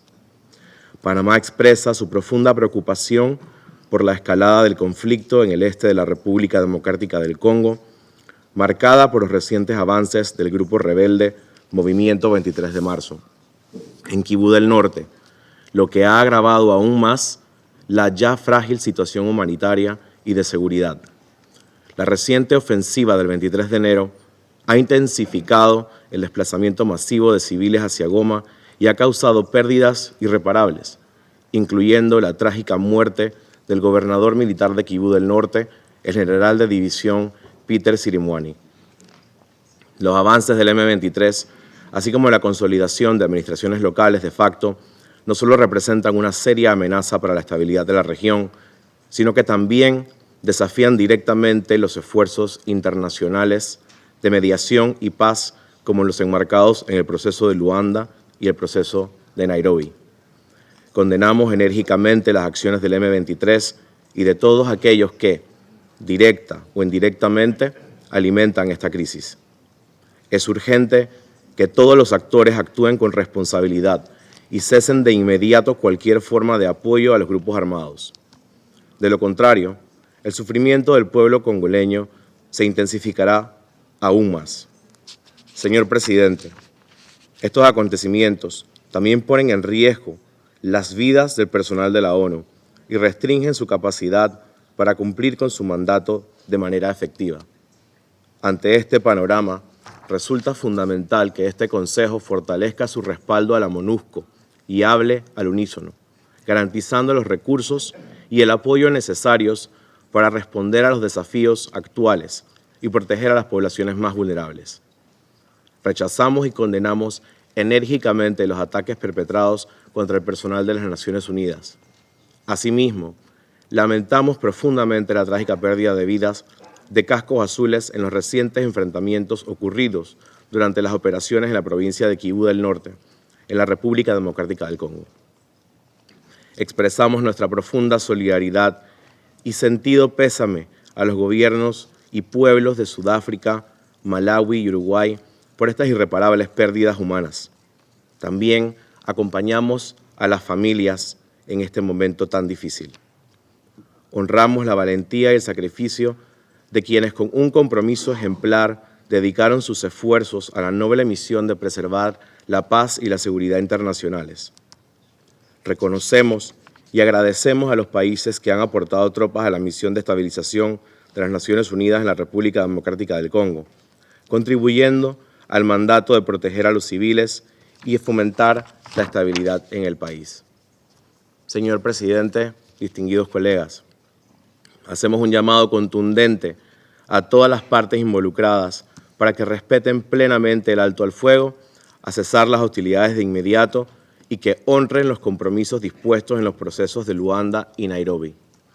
Asimismo, reiteramos la necesidad urgente de reanudar las negociaciones bajo el proceso de Nairobi, reconociendo que el diálogo inclusivo que contemple a todos los actores relevantes es esencial para alcanzar una solución política duradera. Presidente, para finalizar, Panamá reafirma su firme e inquebrantable compromiso con la soberanía e integridad territorial de la República Democrática del Congo. Creemos que un enfoque integral y coordinado que combine el liderazgo de los mecanismos regionales con el respaldo decidido de este Consejo es esencial para poner fin a la violencia y aliviar el sufrimiento del pueblo congoleño. Presidente, el tiempo se agota. No podemos permitir que las promesas de paz se diluyan en la inacción. Hoy más que nunca es imperativo que la comunidad internacional intensifique sus esfuerzos para fortalecer la capacidad operativa de la MONUSCO. La historia no juzgará nuestra intención, sino nuestras acciones. Solo con un compromiso firme y acciones concretas podremos allanar el camino hacia la paz. Muchas gracias. I thank the representative of Panama for the statement. I now give the floor to the representative of the Republic of Korea. Thank you, Mr. President, for convening this urgent meeting. I thank SRSG Keita, the USG Lacroix, ASG Msuya for their timely briefings. I also welcome Foreign Minister Wagner of the DRC, as well as the representatives of Rwanda, Angola, Uruguay, South Africa, and Burundi to this meeting. At the outset, the Republic of Korea expresses its deepest condolences and sympathies to the bereaved families and nations of all peacekeepers who have sacrificed their lives in fulfilling their mandate. We also wish a speedy and full recovery to all those injured. I'd like to underscore 4 points today concerning the devastating developments on the ground. First, we condemn in the strongest possible terms the ongoing offensive by the M23 in North Kivu and demand the M23 to immediately cease its unjustifiable attacks.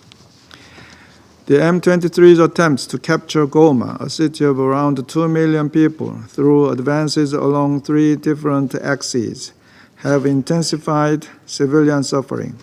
In the past week alone, as the group has expanded its territory by 11%, the number of IDPs has doubled to 400,000.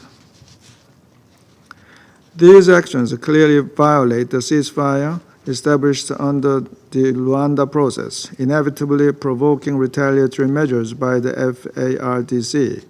The M23's establishment of parallel administrations in DRC territory also constitute egregious violations of the DRC's sovereignty and territorial integrity. These actions must cease immediately. Second, Rwanda must stop all forms of support to the M23, and unauthorized foreign military forces must withdraw from the DRC without delay.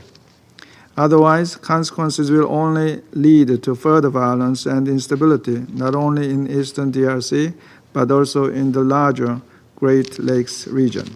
Furthermore, the involvement of Burundian and other forces, coupled with the opening of new battlefronts in South Kivu, where MONUSCO has already withdrawn, significantly heightens the risk of this rapidly expanding crisis escalating into a full-scale regional conflict. Third, the safety and security of peacekeepers must be upheld as a requisite priority in carrying out their mandates. In this light, we strongly condemn the attacks against the positions and bases of MONUSCO and the SAMI DRC, which have already resulted in numerous casualties.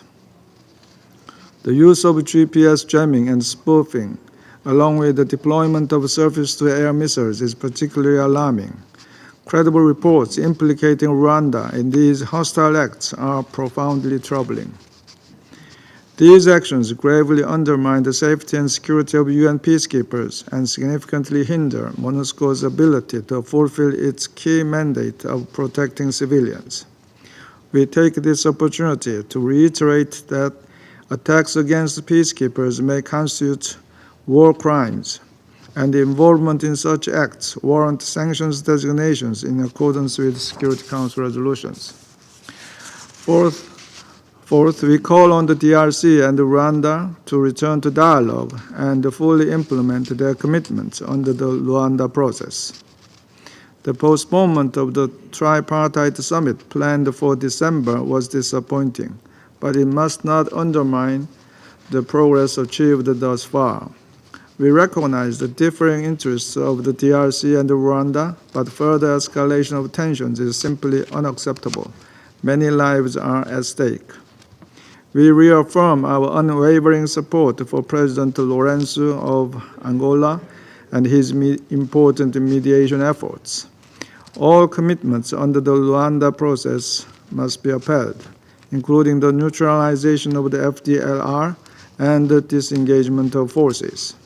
The operationalization of the reinforced ad hoc verification mechanism is essential to ensure strict compliance with the ceasefire. In conclusion, Mr. President, as we stand on the precipice of even greater violence and instability in eastern DRC, my delegation reiterates our urgent appeal for de-escalation and for all parties to step back from the brink. Thank you, Mr. President. I thank the representative of the Republic of Korea for his statement. I now give the floor to Her Excellency Ms. Therese Kayikwamba Wagner, State Minister, Minister of Foreign Affairs, International Cooperation and Francophonie of the Democratic Republic of the Congo. Merci, Monsieur le Président. Monsieur le Président, distingués membres du Conseil, permettez-moi, au nom du gouvernement et du peuple de la République démocratique du Congo, d'exprimer nos remerciements pour la convocation de cette réunion dans un si bref délai. Nous saluons l'engagement de la présidence algérienne et nous reconnaissons la contribution des États-Unis lors de la précédente présidence. Nous exprimons également notre gratitude au secrétaire général des Nations Unies, Son Excellence Antonio Guterres, et saluons les contributions essentielles de Mme Bintou Keïta, M. Jean-Pierre Lacroix et Mme Joyce Msuya, dont les efforts soutiennent la paix et la sécurité dans notre pays. Avant de poursuivre mon intervention, je souhaiterais marquer une pause pour rendre hommage au sacrifice ultime consenti au cours des dernières 72 heures par les soldats de la paix de la MONUSCO et de la communauté de développement d'Afrique australe SADC en République démocratique du Congo. J'honore également la bravoure des forces armées de la République démocratique du Congo et la mémoire des populations congolaises civiles martyrisées par le Rwanda. Monsieur le Président, distingués membres du Conseil, l'histoire nous convoque aujourd'hui ici dans cette enceinte où se scelle le destin des nations. Elle ne tolère ni l'indifférence ni l'hésitation. Ce que traverse la République démocratique du Congo n'est pas un conflit parmi d'autres, mais une agression délibérée et méthodique contre un État souverain. Une violation flagrante des principes fondateurs de cette organisation et une atteinte intolérable à la paix et à la sécurité internationale. La République démocratique du Congo attend légitimement de ce Conseil qu'il agisse avec fermeté et diligence pour protéger la paix et la sécurité internationale et imposer le droit international, un pouvoir qui lui est exclusivement conféré par la Charte des Nations Unies. Monsieur le Président, en cet instant même, alors que je me tiens devant vous, une attaque d'une gravité inouïe se déroule sous les yeux du monde.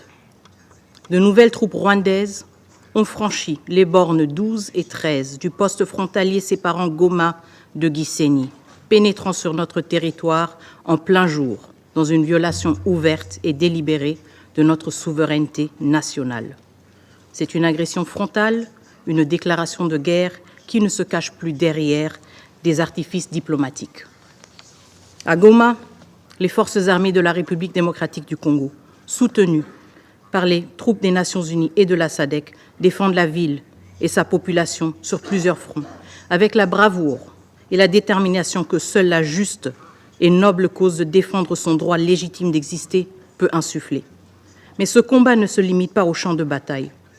Plus de 3 millions de civils, ainsi que des humanitaires, sont pris en otage par les agresseurs, utilisés comme des boucliers dans une stratégie cynique de terreur et de chaos. Les signes ne trompent pas, le Rwanda se prépare à orchestrer un carnage à ciel ouvert, avec une brutalité qui rappelle les heures les plus sombres de notre histoire. Il est impératif que les combats cessent immédiatement. Chaque heure qui passe rapproche notre région d'une tragédie d'une ampleur insoutenable. Nous refusons de voir se répéter le cauchemar de 1996, ce chapitre sombre de l'histoire africaine que nous pensions clos. Aujourd'hui, les victimes ne sont pas seulement congolaises.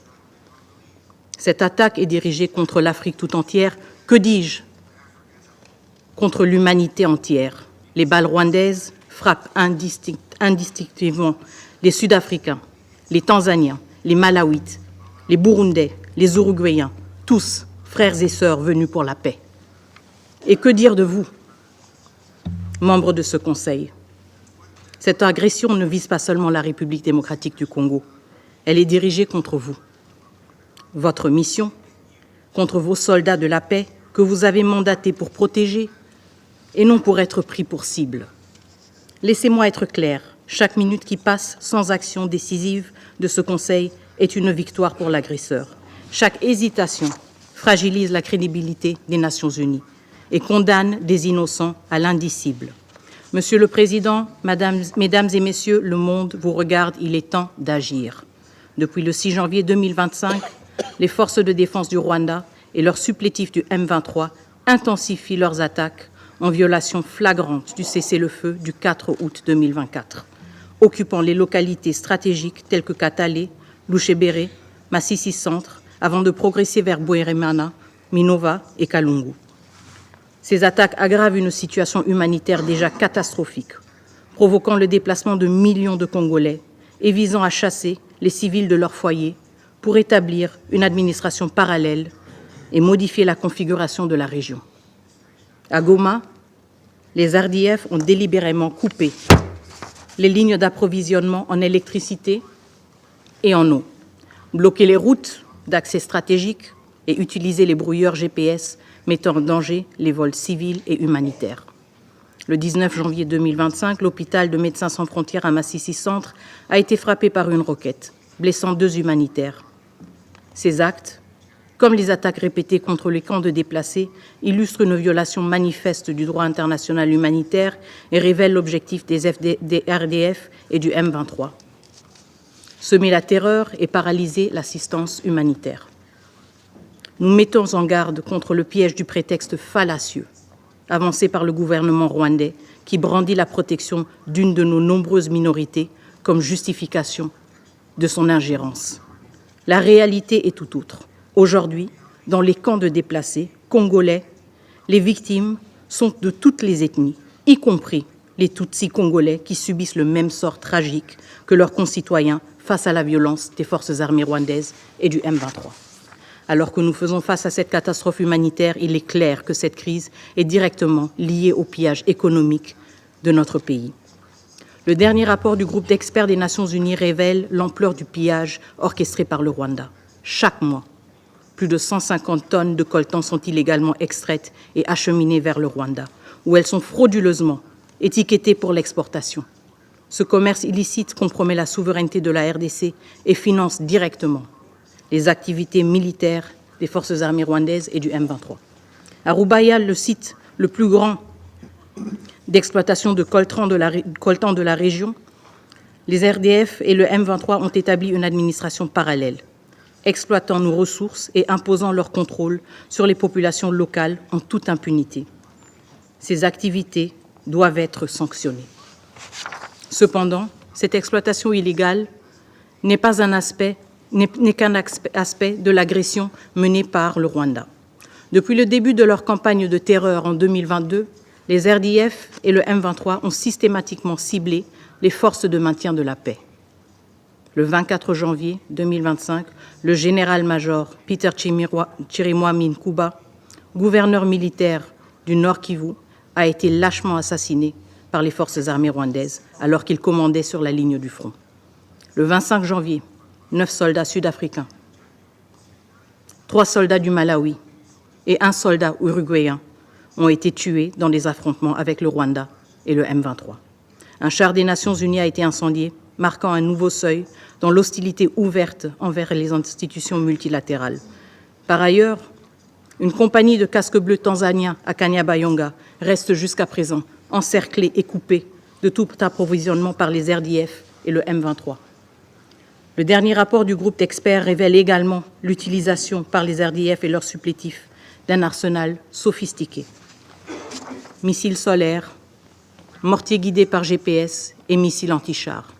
Ces violations flagrantes du régime d'embargo sur les armes et le droit international humanitaire menacent gravement la paix et la sécurité de la région des Grands Lacs. Ces 3 dimensions, humanitaire, économique et sécuritaire, révèle une réalité incontestable. Une agression systématique et coordonnée contre la République démocratique du Congo par le Rwanda. Monsieur le Président, distingués membres du Conseil, le processus de Luanda, conçu pour offrir un cadre de résolution pacifique, a été saboté par l'intransigeance du Rwanda. Chaque engagement pris à Luanda a été piétiné, à commencer par le cessez-le-feu du 4 août.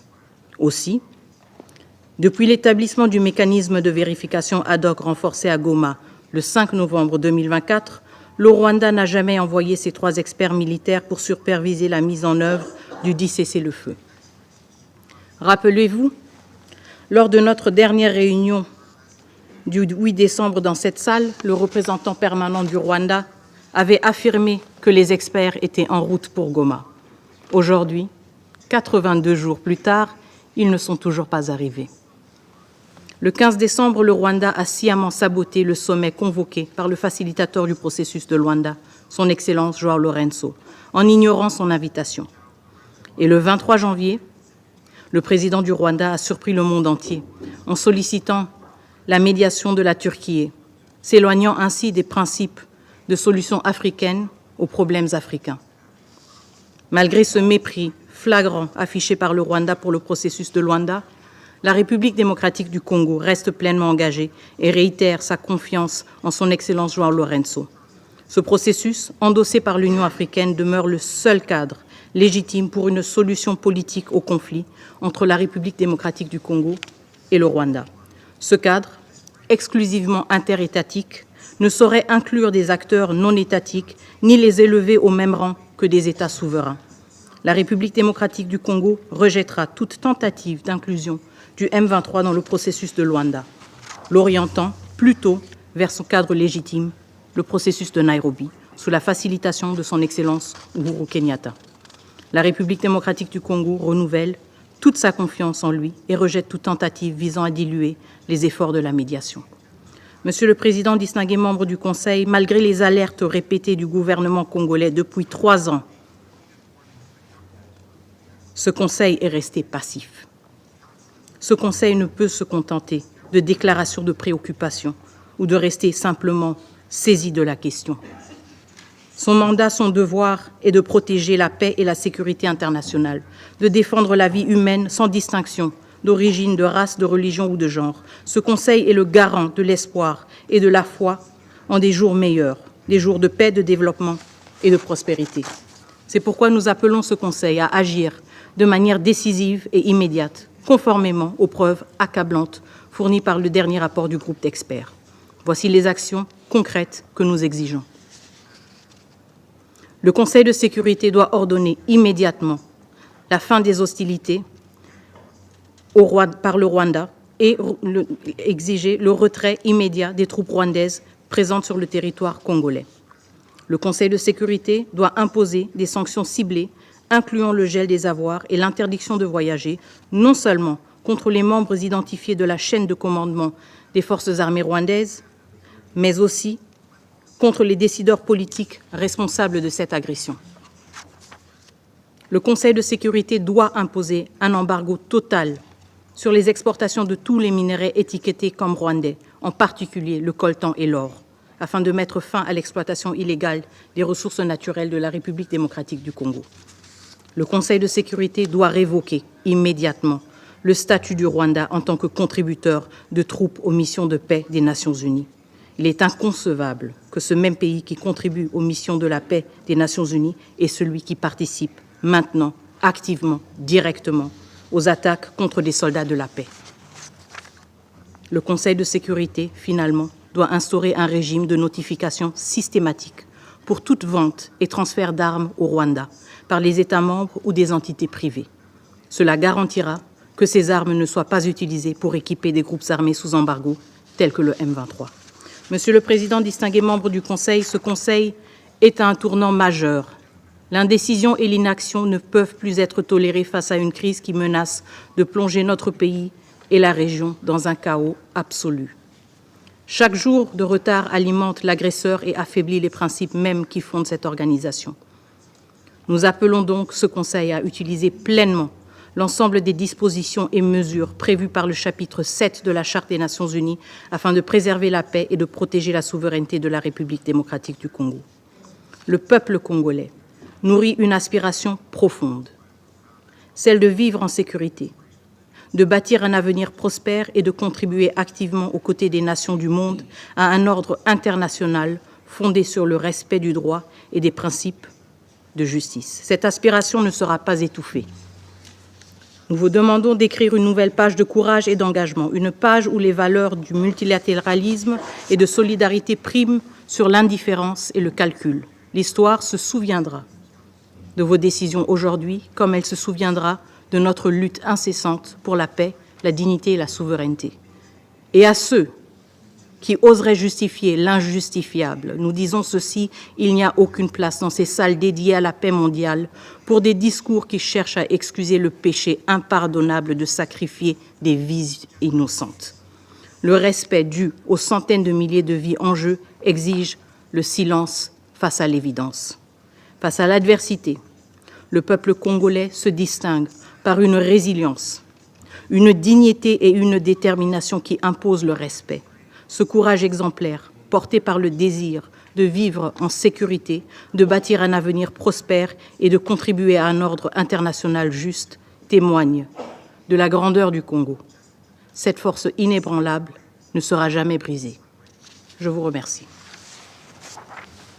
I thank the Her Excellency Ms. Kaikwamba Wagner for her statement. I now give the floor to the representative of Rwanda. Mr. President, thank you for giving me the floor. Allow me to begin by thanking the Algerian presidency for its able leadership at the helm of the Security Council for this month of January. We also thank Algeria, for convening this important meeting. I recognize the presence and the briefing given before by SRSG Bintou Keita and USG Lacroix and ASG Joyce Musua. I also recognize the presence of the Foreign Minister of DRC and the participation of Angola, Uruguay, South Africa, and Burundi. Mr. President, Rwanda regrets the deteriorating security situation in the eastern region of the Democratic Republic of Congo. The current crisis could have been averted had the DRC government demonstrated a genuine commitment to peace. The DRC has all the necessary tools to achieve a lasting resolution to the ongoing conflict. The international community placed high expectations on the Luanda and Nairobi peace processes, designed on one hand to restore a good relationship between Rwanda and the DRC, and on the other to promote inter-Congolese dialogue by addressing the root causes of the conflict. These include persistent governance failures in the DRC, as well as the presence of over 250 domestic armed groups, including the M23, and 14 foreign armed groups, including the genocidal FDR and many others. Mr. President, the Rwanda process, which was revitalized in March 2024, achieved significant milestones. On 31st July 2024, the three ministers agreed on a ceasefire between warring parties in Rwanda, which came into force on 4th August 2024.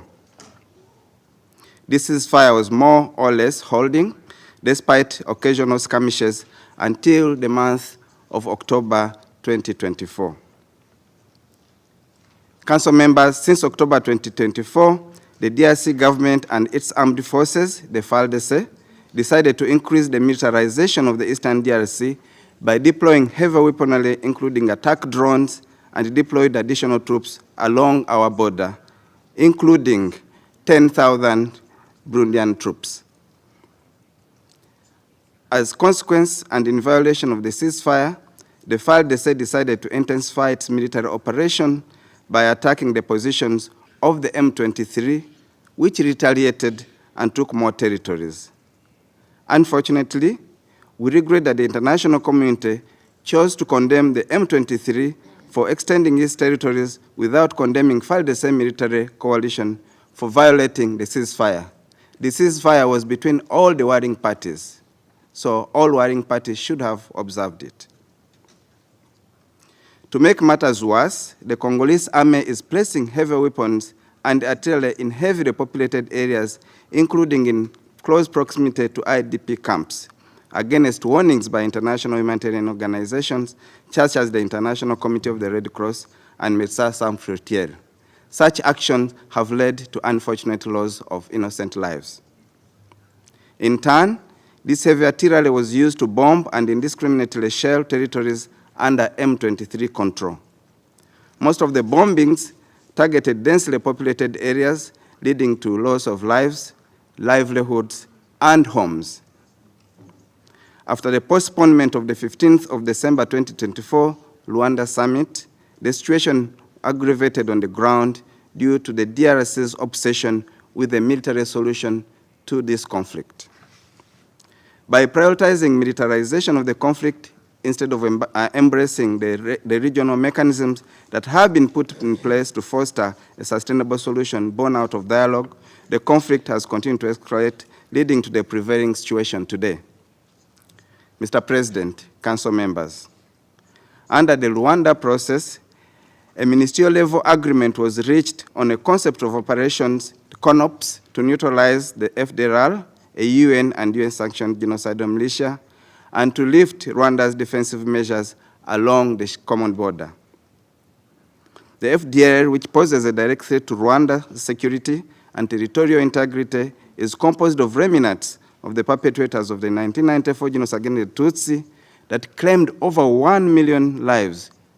For decades, the FDLR has found sanctuary in the DRC, where it recruits fighters, influences corrupt local elites, and spreads its anti-Tutsi genocide ideology in Congolese communities. This has led to ethnic cleansing and persecution of those local communities, with the result of hundreds of thousands of them now scattered as refugees in the region, and others in IDP camps. Today, the FDLR has even moved from being a speculative force to a strategic ally of the Kinshasa government. Council members, the draft agreement under the Rwanda process that was supposed to be agreed on and signed during the summit of 15th December 2024 had 3 security concerns clearly identified, including by the mediator. The 3 clearly identified security concerns were the question of the FDLR, Rwanda's defense measures, and the question of the M23. The CONOPS that was agreed on by the 3 ministers on 25th November 2024 addresses the first 2 elements by putting in place a timeline for the neutralization of the FDLR and lifting of Rwanda's defensive measures. Only the question of the M23 was yet to be resolved. While the 2 countries were involved in discussions in Rwanda on a plan to neutralize the FDLR, the situation on the ground was different. Since the first ministerial meeting of 21st of March, during which the then DRC had accepted to provide a plan to neutralize the FDLR, the coalition between the FDLR and the government of Kinshasa had increased. As we speak, it has never been more intense at any other time in recent history. As I said today, FDLR has become an ally of the DRC army. Even on 25th November 2024, when the 3 ministers were busy in Luanda signing the CONOPS, there were 3 high-level meetings between FARDC and FDLR commanders that very day in Goma. This reflects the stark contrast between the good faith that the DRC wants to project to the international community and the lack of political will on the ground to end its strategic alliance with the FDLR. Despite an initial agreement by the DRC to enter into dialogue under the Nairobi process, the DRC minister categorically refused for 9 hours the inclusion of any commitment for dialogue between the DRC and the M23. Therefore, since it was the only item on the agenda, the only solution was to postpone the summit, as Rwanda is not interested by a photo opportunity. The reason the heads of state were to travel to Rwanda for the summit was for one agenda item, to sign an agreement. And since there was no agreement to sign, there was no reason for the summit except to postpone it until the issues are all agreed on. Mr. President, Council members, the recent militarization by the DRC, including the formation of a broader coalition involving the FARDC, the FDLR, Wazalendo, 10,000 Burundian forces, 1,600 European mercenaries, and SADC-led some DRC forces, represents an unprecedented security threat to Rwanda. For 2 years, DRC President Felix Tshisekedi has publicly vowed to instigate regime change in Rwanda. That's a very serious matter for us. A head of state who declares regime change on another country is a matter not to be taken lightly. This rhetoric, coupled with the coalition's significant military presence along Rwanda's border, is destabilizing and unacceptable. Rwanda also notes with disappointment the international community's failure to condemn the use of foreign mercenaries in this conflict, despite clear violation of the 1977 Organization of African Unity Convention and the 1989 UN Convention against the use of mercenaries. especially by state actors. The arrest of Romanian mercenary leader Horatiu Poltra in December 2024 underscores the gravity of this issue. Yet no strong action was undertaken, and no condemnation was issued by this Council or the European Union. Mr. President, Council members, I would like to highlight Rwanda's concerns on the role MONUSCO is currently playing in Eastern DRC. But first, I would like to be clear and to clarify that Rwanda is not hostile to MONUSCO, and no one should harm peacekeepers. However, facts are stubborn, and they speak for themselves. Rwandan concerns are threefold. One, MONUC, which later became MONUSCO, was first deployed in DRC in 1999. It is now 26 years since it was first deployed. The resolution that authorized the deployment of MONUC and all successive resolutions, including the one that turned it into MONUSCO, all gave it a clear mandate to neutralize FDLR. Unfortunately, with the presence of MONUSCO in Eastern DRC, the security situation only aggravated since then. Second, by going beyond its mandate of peacekeeping and protecting civilians, MONUSCO has now joined a broader coalition with a clearly stated goal, which is to enact regime change in Rwanda, which is another UN member state. This is because the coalition that has been put together by the DRC, including all the forces that I've named, have been clearly given clear mandate under President Tshisekedi to act towards regime change, because he's amassing this force for that purpose. We take this matter very, very seriously as well. Three, in addition, MONUSCO operations provide support to FDLR, a UN-sanctioned group, and to European mercenaries in violation of the 1989 UN Convention. This is unacceptable, and MONUSCO is at risk of being sucked into a conflict in which it would be a belligerent force. MONUSCO should focus its resources and troops to protect civilians, especially those in IDP camps, instead of fighting alongside this coalition.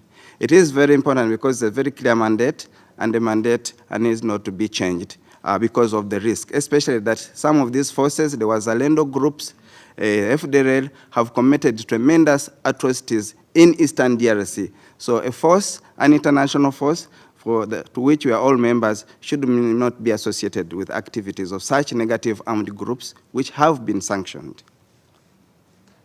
Again, Rwanda supports MONUSCO and has no issue around MONUSCO except for those three issues that I have outlined. Mr. President, the situation we are facing today is no surprise to anyone. It mirrors the same situation 12 years ago. It is the result of the complete mismanagement by the DRC of a complex problem. The international community also has its fair share of the blame for being completely insensitive to the root causes of the problem and allow legitimate actors to operate completely out of their mandate. The situation we are in today prevailed exactly in 2012 and 2013. And that time, no political solution was undertaken to ensure that the issue is resolved to its root. Council members, we now stand at a critical juncture where we need to find ways to return to the diplomatic and political processes that focus on practical solutions. Rwanda is of the view that these solutions might involve additional actors, primarily based in Africa, in partnership with the international community. We are committed to the regional process, to the Rwanda process, and to a peaceful dialogue, to a peaceful resolution of this issue. And we are ready to remain engaged in a peaceful process, because we strongly believe that there is no military solution to this problem. It has to be resolved politically, diplomatically, and with the support of all partners acting together. However, in order for anything to be successful, the DRC must play a helpful role. After all, this is a Congolese problem for which the DRC is looking to outsource its solution. The solution to this problem cannot be outsourced. It requires ownership and political will, and looking at the root cause of the conflict comprehensively and addressing them. Partners can support, but partners cannot fully own and resolve this problem. Rwanda stands ready to do its part in making sure a practical solution is found that addresses the concerns of all actors involved on an equal footing. I thank you.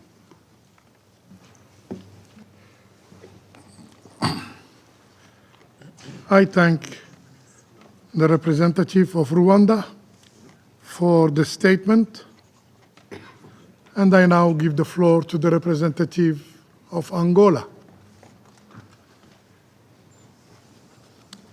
His Excellency Ambassador Amar Benjama, President of United Nations Security Council for the month of January, distinguished members of the Security Council, let us begin by congratulating the People's Democratic Republic of Algeria on its presidency and able stewardship of the Council, including for convening this important meeting on the prevailing situation in the Democratic Republic of Congo, DRC. We acknowledge the participation of Her Excellency Therese Kayakwamba Wagner, State Minister, Minister of Foreign Affairs, International Cooperation, and Francophonie of the DRC, and His Excellency Ambassador Ernest Raimusiu, Permanent Representative of the Republic of Rwanda to the United Nations. We thank Ms. Bintou Keita, Special Representative of the Secretary General in the DRC and Head of the United Nations Organization Stabilization Mission in the DRC, Mr. Jean-Pierre Lacroix, and the Secretary General for Peace Operations, and Ms. Joyce Nsuya, Assistant Secretary General for Humanitarian Affairs and Deputy Emergency Relief Coordinator, for their comprehensive briefings. We would like also to express our appreciation to the members of the Security Council and all speakers for supporting His Excellency João Manuel Gonçalves Lourenço, President of Angola, ongoing mediation effort through the Luanda process to achieve peace and stability in the Eastern DRC. We take this opportunity to reaffirm once again Angola's commitment to continue pursuing conflict prevention, management, and resolution initiatives in the Great Lakes region. Mr. President, today we have the honor to address this Council on 3 key points. First, current situation in DRC. The increase of violence unfolding in the Eastern DRC over the past few weeks is very worrisome. On the 25th January, His Excellency João Manuel Gonçalves Lourenço, President of the Republic of Angola, who was mandated by the African Union to ensure mediation in the crisis between the DRC and Rwanda, expressed deep concern with the escalation of the conflict and the serious deterioration of the peace and security situation in the Eastern DRC, particularly in the North Kivu and South Kivu provinces. The resurgence of actions and attacks perpetrated by M23 and its recent illegal occupation of Sake and Minova reflect the dangerous escalation of this conflict with enormous implications for the fragile humanitarian situation, particularly around the city of Goma, now besieged. These actions, which we vehemently condemn and repudiate, represent a flagrant and unacceptable violation of the ceasefire in force since 4th August 2024 and jeopardize all the efforts and progress made under the Luanda process towards a peaceful resolution of this conflict, which can have unforeseen consequences for regional security if not resolved now. In line with the UN Charter, the international law, and the principle of sovereign equality of all member states, the territorial integrity of DRC must be respected and upheld. The Republic of Angola calls on the parties to the conflict to respect humanitarian rights and international humanitarian law, protect civilians and safeguard the integrity and security of personnel of the reinforced ad hoc verification mechanism deployed in Goma, North Kivu, within the framework of the Angolan facilitation efforts. We reiterate our steadfast support to MONUSCO and SAMI DRC and call on all armed groups to full respect of the United Nations mandate forces. In this context, we take this opportunity to express our heartfelt condolences to the countries, namely South Africa, Malawi, and Uruguay, and the family of the deceased MONUSCO and Samir DRC soldiers who fell in the line of duty during encounters with M23. We wish a speedy recovery to those injured.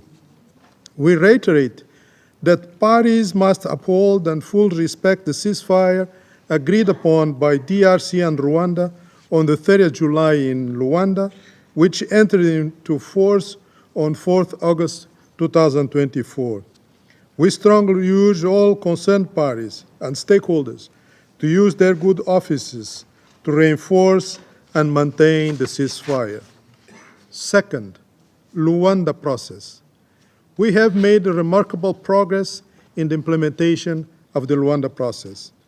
It is important that we preserve the mediation and peace efforts undertaken by His Excellency João Manuel Gonçalves Lourenço, which have contributed to the declaration of ceasefire on 4th August 2024, the adoption of the harmonized plan for the neutralization of FDLR and the disengagement forces, lifting of defense security measures by Rwanda, the operationalization of reinforced ad hoc verification mechanisms on 5th November 2024, the adoption of the concept of Operation CONOPS, and the signing of the Memorandum of Understanding between the Government of Angola and MONUSCO on the 23rd November 2024 towards supporting the reinforced ad hoc verification mechanism grounds operation.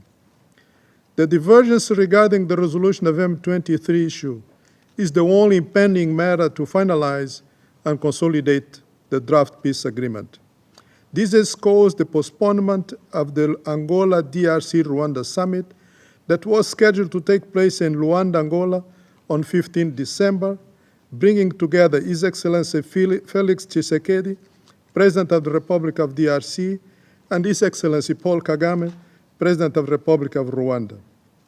In his unwavering commitment to continue consultation to advance the Luanda process, His Excellency João Manuel Gonçalves Lourenço sent a message to His Excellency President Paul Kagame on the 18th December, which was delivered by His Excellency Ambassador Tete Antonio, Minister of External Relations of Angola.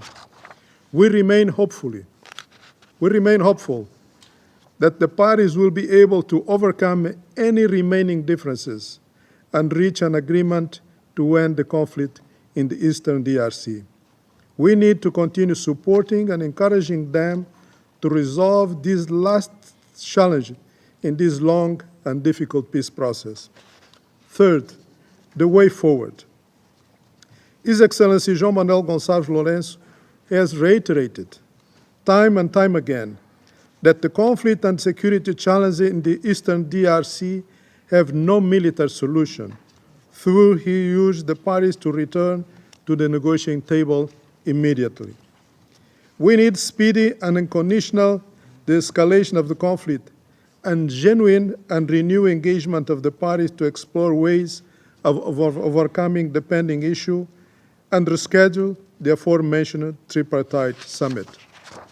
It means that the concerned party must cooperate, engage, respect, and comply with the decision reached within the Luanda process framework. The strict observance of the ceasefire agreed upon between the parties and the immediate cessation of all hostilities are paramount to creating a political environment conducive to a peaceful solution under the Luanda and Nairobi processes. We encourage all parties to avoid any actions or rhetoric that can further escalate tensions, including provocative language or inflammatory public statement, which is counterproductive to the diplomatic efforts to achieve a lasting solution to this conflict that has prevailed for so long. Let's conclude by reiterating the firm commitment of His Excellency João Manuel Gonçalves Lourenço, President of the Republic of Angola, as the facilitator mandated by the African Union to assist in the quest for peace and security in the Eastern DRC. I thank you for your attention. I thank the representative of Angola for this statement. I now give the floor to the representative of Uruguay. Muchas gracias. Uruguay agradece a Argelia, en su calidad de presidente del Consejo de Seguridad, por la convocatoria de esta reunión de emergencia sobre el agravamiento de la situación de seguridad en la República Democrática del Congo, particularmente en las regiones de Kivu del Norte y Kivu del Sur, y en relación con el avance del movimiento 23 de marzo, M23. Nuestro país manifiesta su profunda preocupación por la escalada de violencia que sigue afectando a esta región con consecuencias devastadoras para la población civil y para el funcionamiento de la MONUSCO. Lamentamos profundamente la pérdida de vidas humanas, incluyendo la de los cascos azules que se encuentran allí con la misión de proteger a los más vulnerables. En este contexto, Uruguay lamenta el fallecimiento de uno de nuestros soldados y las heridas sufridas por otros 4 en el marco de un operativo en Kivu del Norte, así como expresamos nuestra solidaridad con las pérdidas sufridas también por la República Sudafricana y Malaui.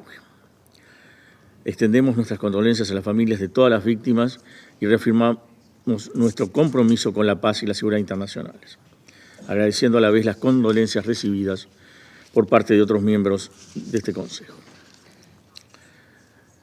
En MONUSCO, Uruguay desempeña un rol enfocado al cumplimiento estricto del mandato de la protección de civiles. Cabe destacar que las tropas uruguayas no participan en operaciones ofensivas, limitándose exclusivamente a acciones enmarcadas en el mandato de la misión, y como mencionaba, manteniendo una estricta neutralidad con respecto a los enfrentamientos internos en la República Democrática del Congo. Hacemos un llamado al Consejo de Seguridad y en particular a aquellos miembros con influencia directa en la región a redoblar esfuerzos para alcanzar un cese al fuego inmediato y lograr que las partes involucradas vuelvan a sentarse en la mesa de diálogo. Entendemos imperativo que las negociaciones en los marcos de los procesos de Luanda y Nairobi se fortalezcan y se traduzcan en avances concretos para alcanzar una solución política y sostenible a este conflicto. Igualmente extendemos el llamamiento a todos los países de la región para que se abstengan de toda acción que pueda agravar la situación y para que cooperen positivamente para lograr esa solución política antes mencionada a este conflicto. En este contexto, Uruguay reitera su firme compromiso con la paz en la República Democrática del Congo y su pleno apoyo a MONUSCO en estos momentos críticos. Muchas gracias, señor presidente. I thank the representative of Uruguay for the statement. I now give the floor to the representative of South Africa. Mr. President, South Africa wishes to thank you and the members of the United Nations Security Council for convening this meeting to consider as a matter of urgency the deteriorating security and humanitarian situation in the Eastern Democratic Republic of Congo. We thank USG Jean-Pierre Lacroix, SRSG Binto Kita, and ASG Joyce Msuya for their briefing. I also wish to acknowledge the presence of Minister Therese Kayikwamba Wagner in this chamber. It is with profound regret that this meeting is taking place at a time when a number of peacekeepers have lost their lives and many others injured in the line of duty. 9 of these fallen peacekeepers are South Africans who showed immense bravery amidst relentless attacks from the M23. These attacks from the M23 are in violation of the ceasefire that was brokered through the Luanda process. We deplore the unwarranted attacks against MONUSCO and the South African Development Community Mission in the DRC's uniformed personnel who are deployed not only to promote peace, security, and stability in the Eastern DRC, but by extension, in the African continent in general. Our sincere condolences go out to the families of those peacekeepers who have lost their lives, and we wish a speedy recovery to those injured. The cost of being a UN peacekeeper should never be this high. This Security Council has passed many resolutions that provide clear guidance on such violations carried out against peacekeepers. The Security Council must take decisive action against callous acts aimed at undermining its role and decisions aimed at maintenance of international peace and security. This Council must send a clear message that peacekeepers' lives matter. We must value and safeguard the contribution of those entrusted to carry out the mandates adopted in this chamber. Excellencies, it is concerning that the fundamental principle of sovereignty and territorial integrity enshrined in the UN Charter are being eroded and continue to be violated globally, including in the Eastern DRC, with the evident known and well-reported presence of external forces destabilizing that country. It is crucial for the Rwandan Defense Forces to cease support to the M23, and for the M23 to immediately cease all hostile actions and withdraw from occupied territories. We cannot accept a world wherein non-state actors are armed to do the will of other states, while those states refuse to accept responsibility for unnecessary armed violence and potential war crimes. Peacekeeping as a tool will be rendered ineffective when the peacekeepers and peacekeeping operations face complex political situations, such as that in the Eastern DRC, when other states get militarily involved in fueling conflict. The international community can no longer afford to simply watch as conflict in the Eastern DRC continues to displace, maim, and kill innocent civilians. The current situation in the Eastern DRC requires decisive action from the international community led by this Council. The Security Council must use the tools at its disposal to act against those who perpetuate the conflict in the Eastern DRC, including calling for their withdrawal from the DRC. There must also be a resumption of both the Luanda and Nairobi processes to find a lasting political solution to the cyclical conflict in the Eastern DRC. South Africa commends His Excellency João Manuel Gonçalves Lorenzo, President of the Republic of Angola, in his capacity as the African Union Champion for Peace and Reconciliation in Africa, for his tireless work on the Luanda process. We urgently call on the relevant parties to engage in this process with a view to agree a negotiated settlement that includes peace and stability in the entire Great Lakes region and in the African continent at large. And for its part, South Africa will continue to play a constructive role in promoting peace and stability in Eastern DRC and the entire continent, including through peacekeeping efforts. I thank you.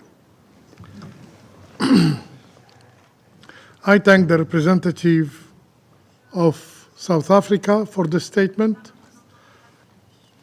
I now give the floor to the representative of Burundi.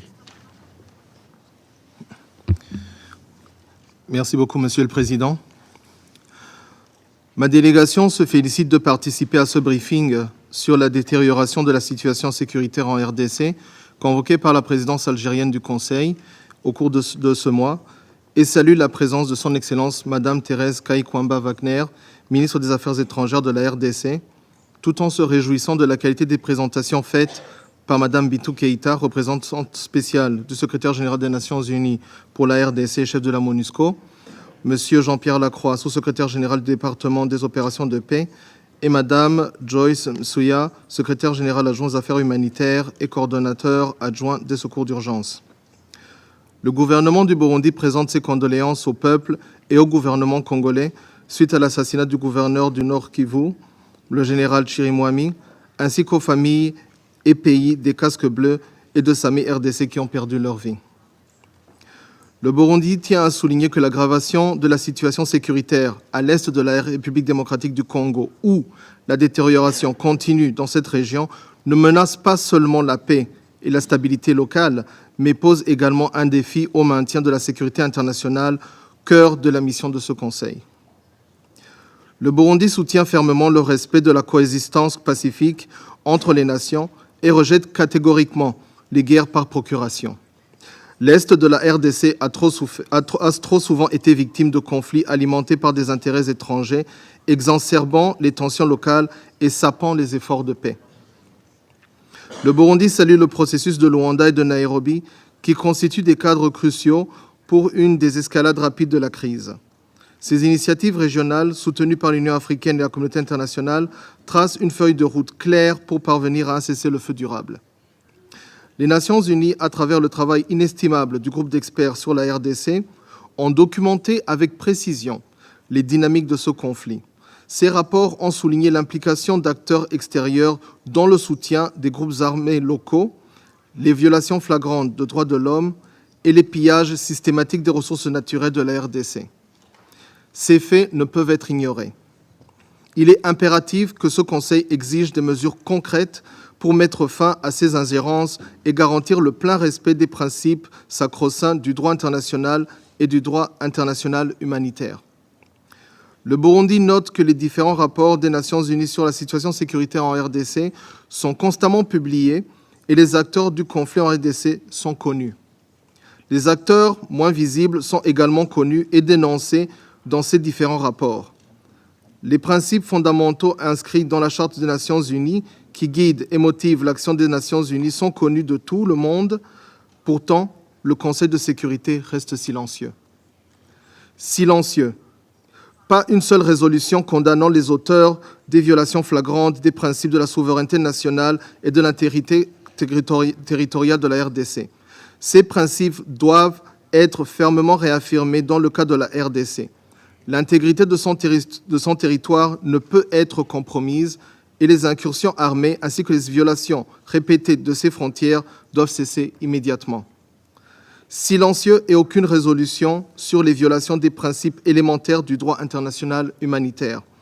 Dès lors, la question pertinente est de savoir quel est le message derrière ce silence du Conseil de sécurité. S'agit-il de... La question reste ouverte et posée au Conseil de sécurité. Toujours est-il que la ville de Goma, capitale du Nord Kivu, se retrouve aujourd'hui au bord du précipice. Une escalade militaire qui atteindrait cette ville aurait des conséquences humanitaires et sécuritaires catastrophiques, non seulement pour la RDC, mais pour toute la région. Ce Conseil ne devrait pas rester spectateur d'une tragédie annoncée.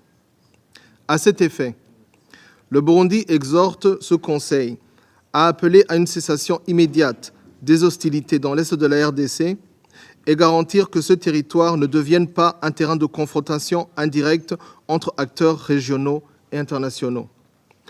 Deuxièmement, soutenir les efforts des processus de Luanda et de Nairobi en exigeant le respect des engagements pris par toutes les parties.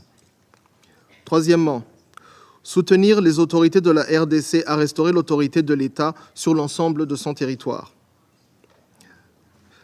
Quatrièmement, exiger le retrait des forces d'agression contre la RDC et la cessation des hostilités et appuyer la relance du processus de Luanda et de Nairobi.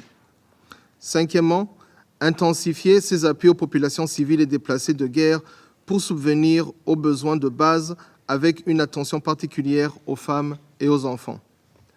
En définitive, le Conseil de sécurité devrait être attentif aux revendications légitimes du peuple et du gouvernement congolais en agissant avec détermination pour garantir que la RDC puisse exercer pleinement sa souveraineté et retrouver la paix. La sécurité et la stabilité en Afrique centrale et au-delà en dépendent. Je vous remercie. I thank the representative of Burundi for the statement.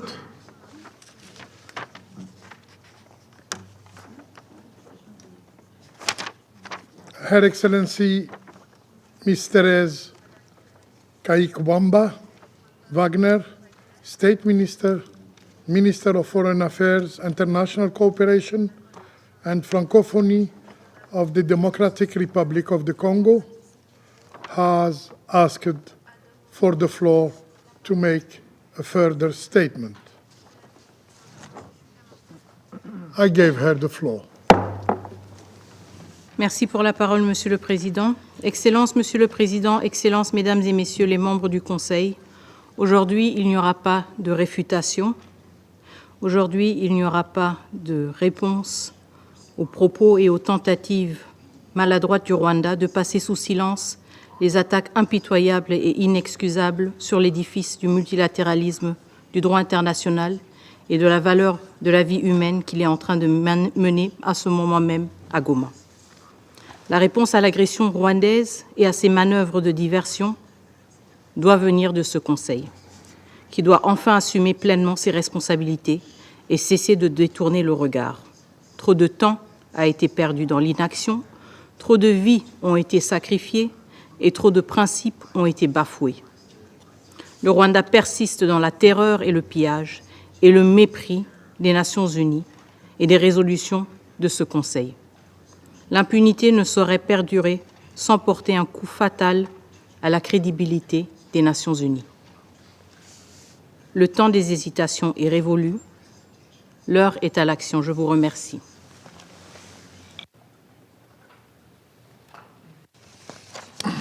I thank Her Excellency Ms. Kaikwamba Wagner for her statement. The representative of Rwanda has asked for the floor to make a further statement. I give him the floor. Thank you, Mr. Chair. I wanted to clearly say that this crisis is a DRC matter. That's why we have the Rwanda process and the Nairobi process. DRC has had endemic security, political, and governance challenges for decades. These matters are not matters of today. So it cannot pretend that an external party will be responsible for putting its house in order. On the issue of territorial integrity, we agree DRC's territorial integrity matters, but Rwanda's territorial integrity is also very important. For the last 3 decades, instability, attacks, infiltration, sharing, and loss of life due to armed groups' activities on Rwandan territory have come singularly from across the border from DRC. Why is DRC preserving FDLR, making it a strategic ally? DRC must disengage, neutralize, and completely expel FDLR from its territory so that we can have peace. The minister earlier mentioned on the issue of the deployment of the Rwandan liaison officers to the enhanced verification mechanism in Goma. The reason the 3 Rwandan liaison officers have not deployed is because DRC clearly refused to guarantee their safety and security. So as soon as DRC guarantees their security, they will be able to cross to Goma and be part of the enhanced verification mechanism. Thank you very much.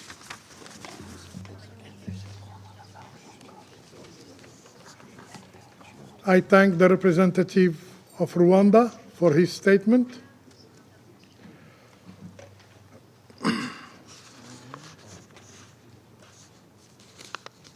I now give the floor to Her Excellency Ms. Kakikwamba Wagner, who asked for a further statement. Merci encore une fois, Monsieur le Président. Je vais être brève. Je prends note, et je pense que le Conseil entier prend note du fait que le Rwanda remet en question la crédibilité du groupe des experts, la crédibilité d'une représentante spéciale du secrétaire général, la crédibilité même de vous, membres du Conseil de sécurité, qui avez dénoncé la présence des forces armées rwandaises sur le territoire souverain de la République démocratique du Congo. Il vous revient à vous de tirer les conséquences de ce mépris, de ce manque de respect. Je voudrais clarifier une chose par rapport à la question du mécanisme de vérification ad hoc renforcé. La République du Rwanda a reçu, la veille de la mise en place de ce mécanisme, une note verbale garantissant la sécurité de tous ces éléments qui seraient déployés. Mais peut-être qu'ils sont encore à la recherche de la route vers Goma 82 jours plus tard. Merci beaucoup.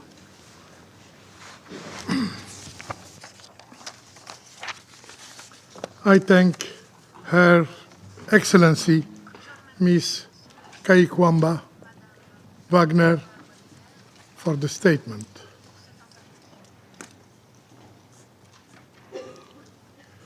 There are no more names inscribed on the list of speakers. I now invite Council members to informal consultations to continue our discussion on the subject. The meeting is adjourned.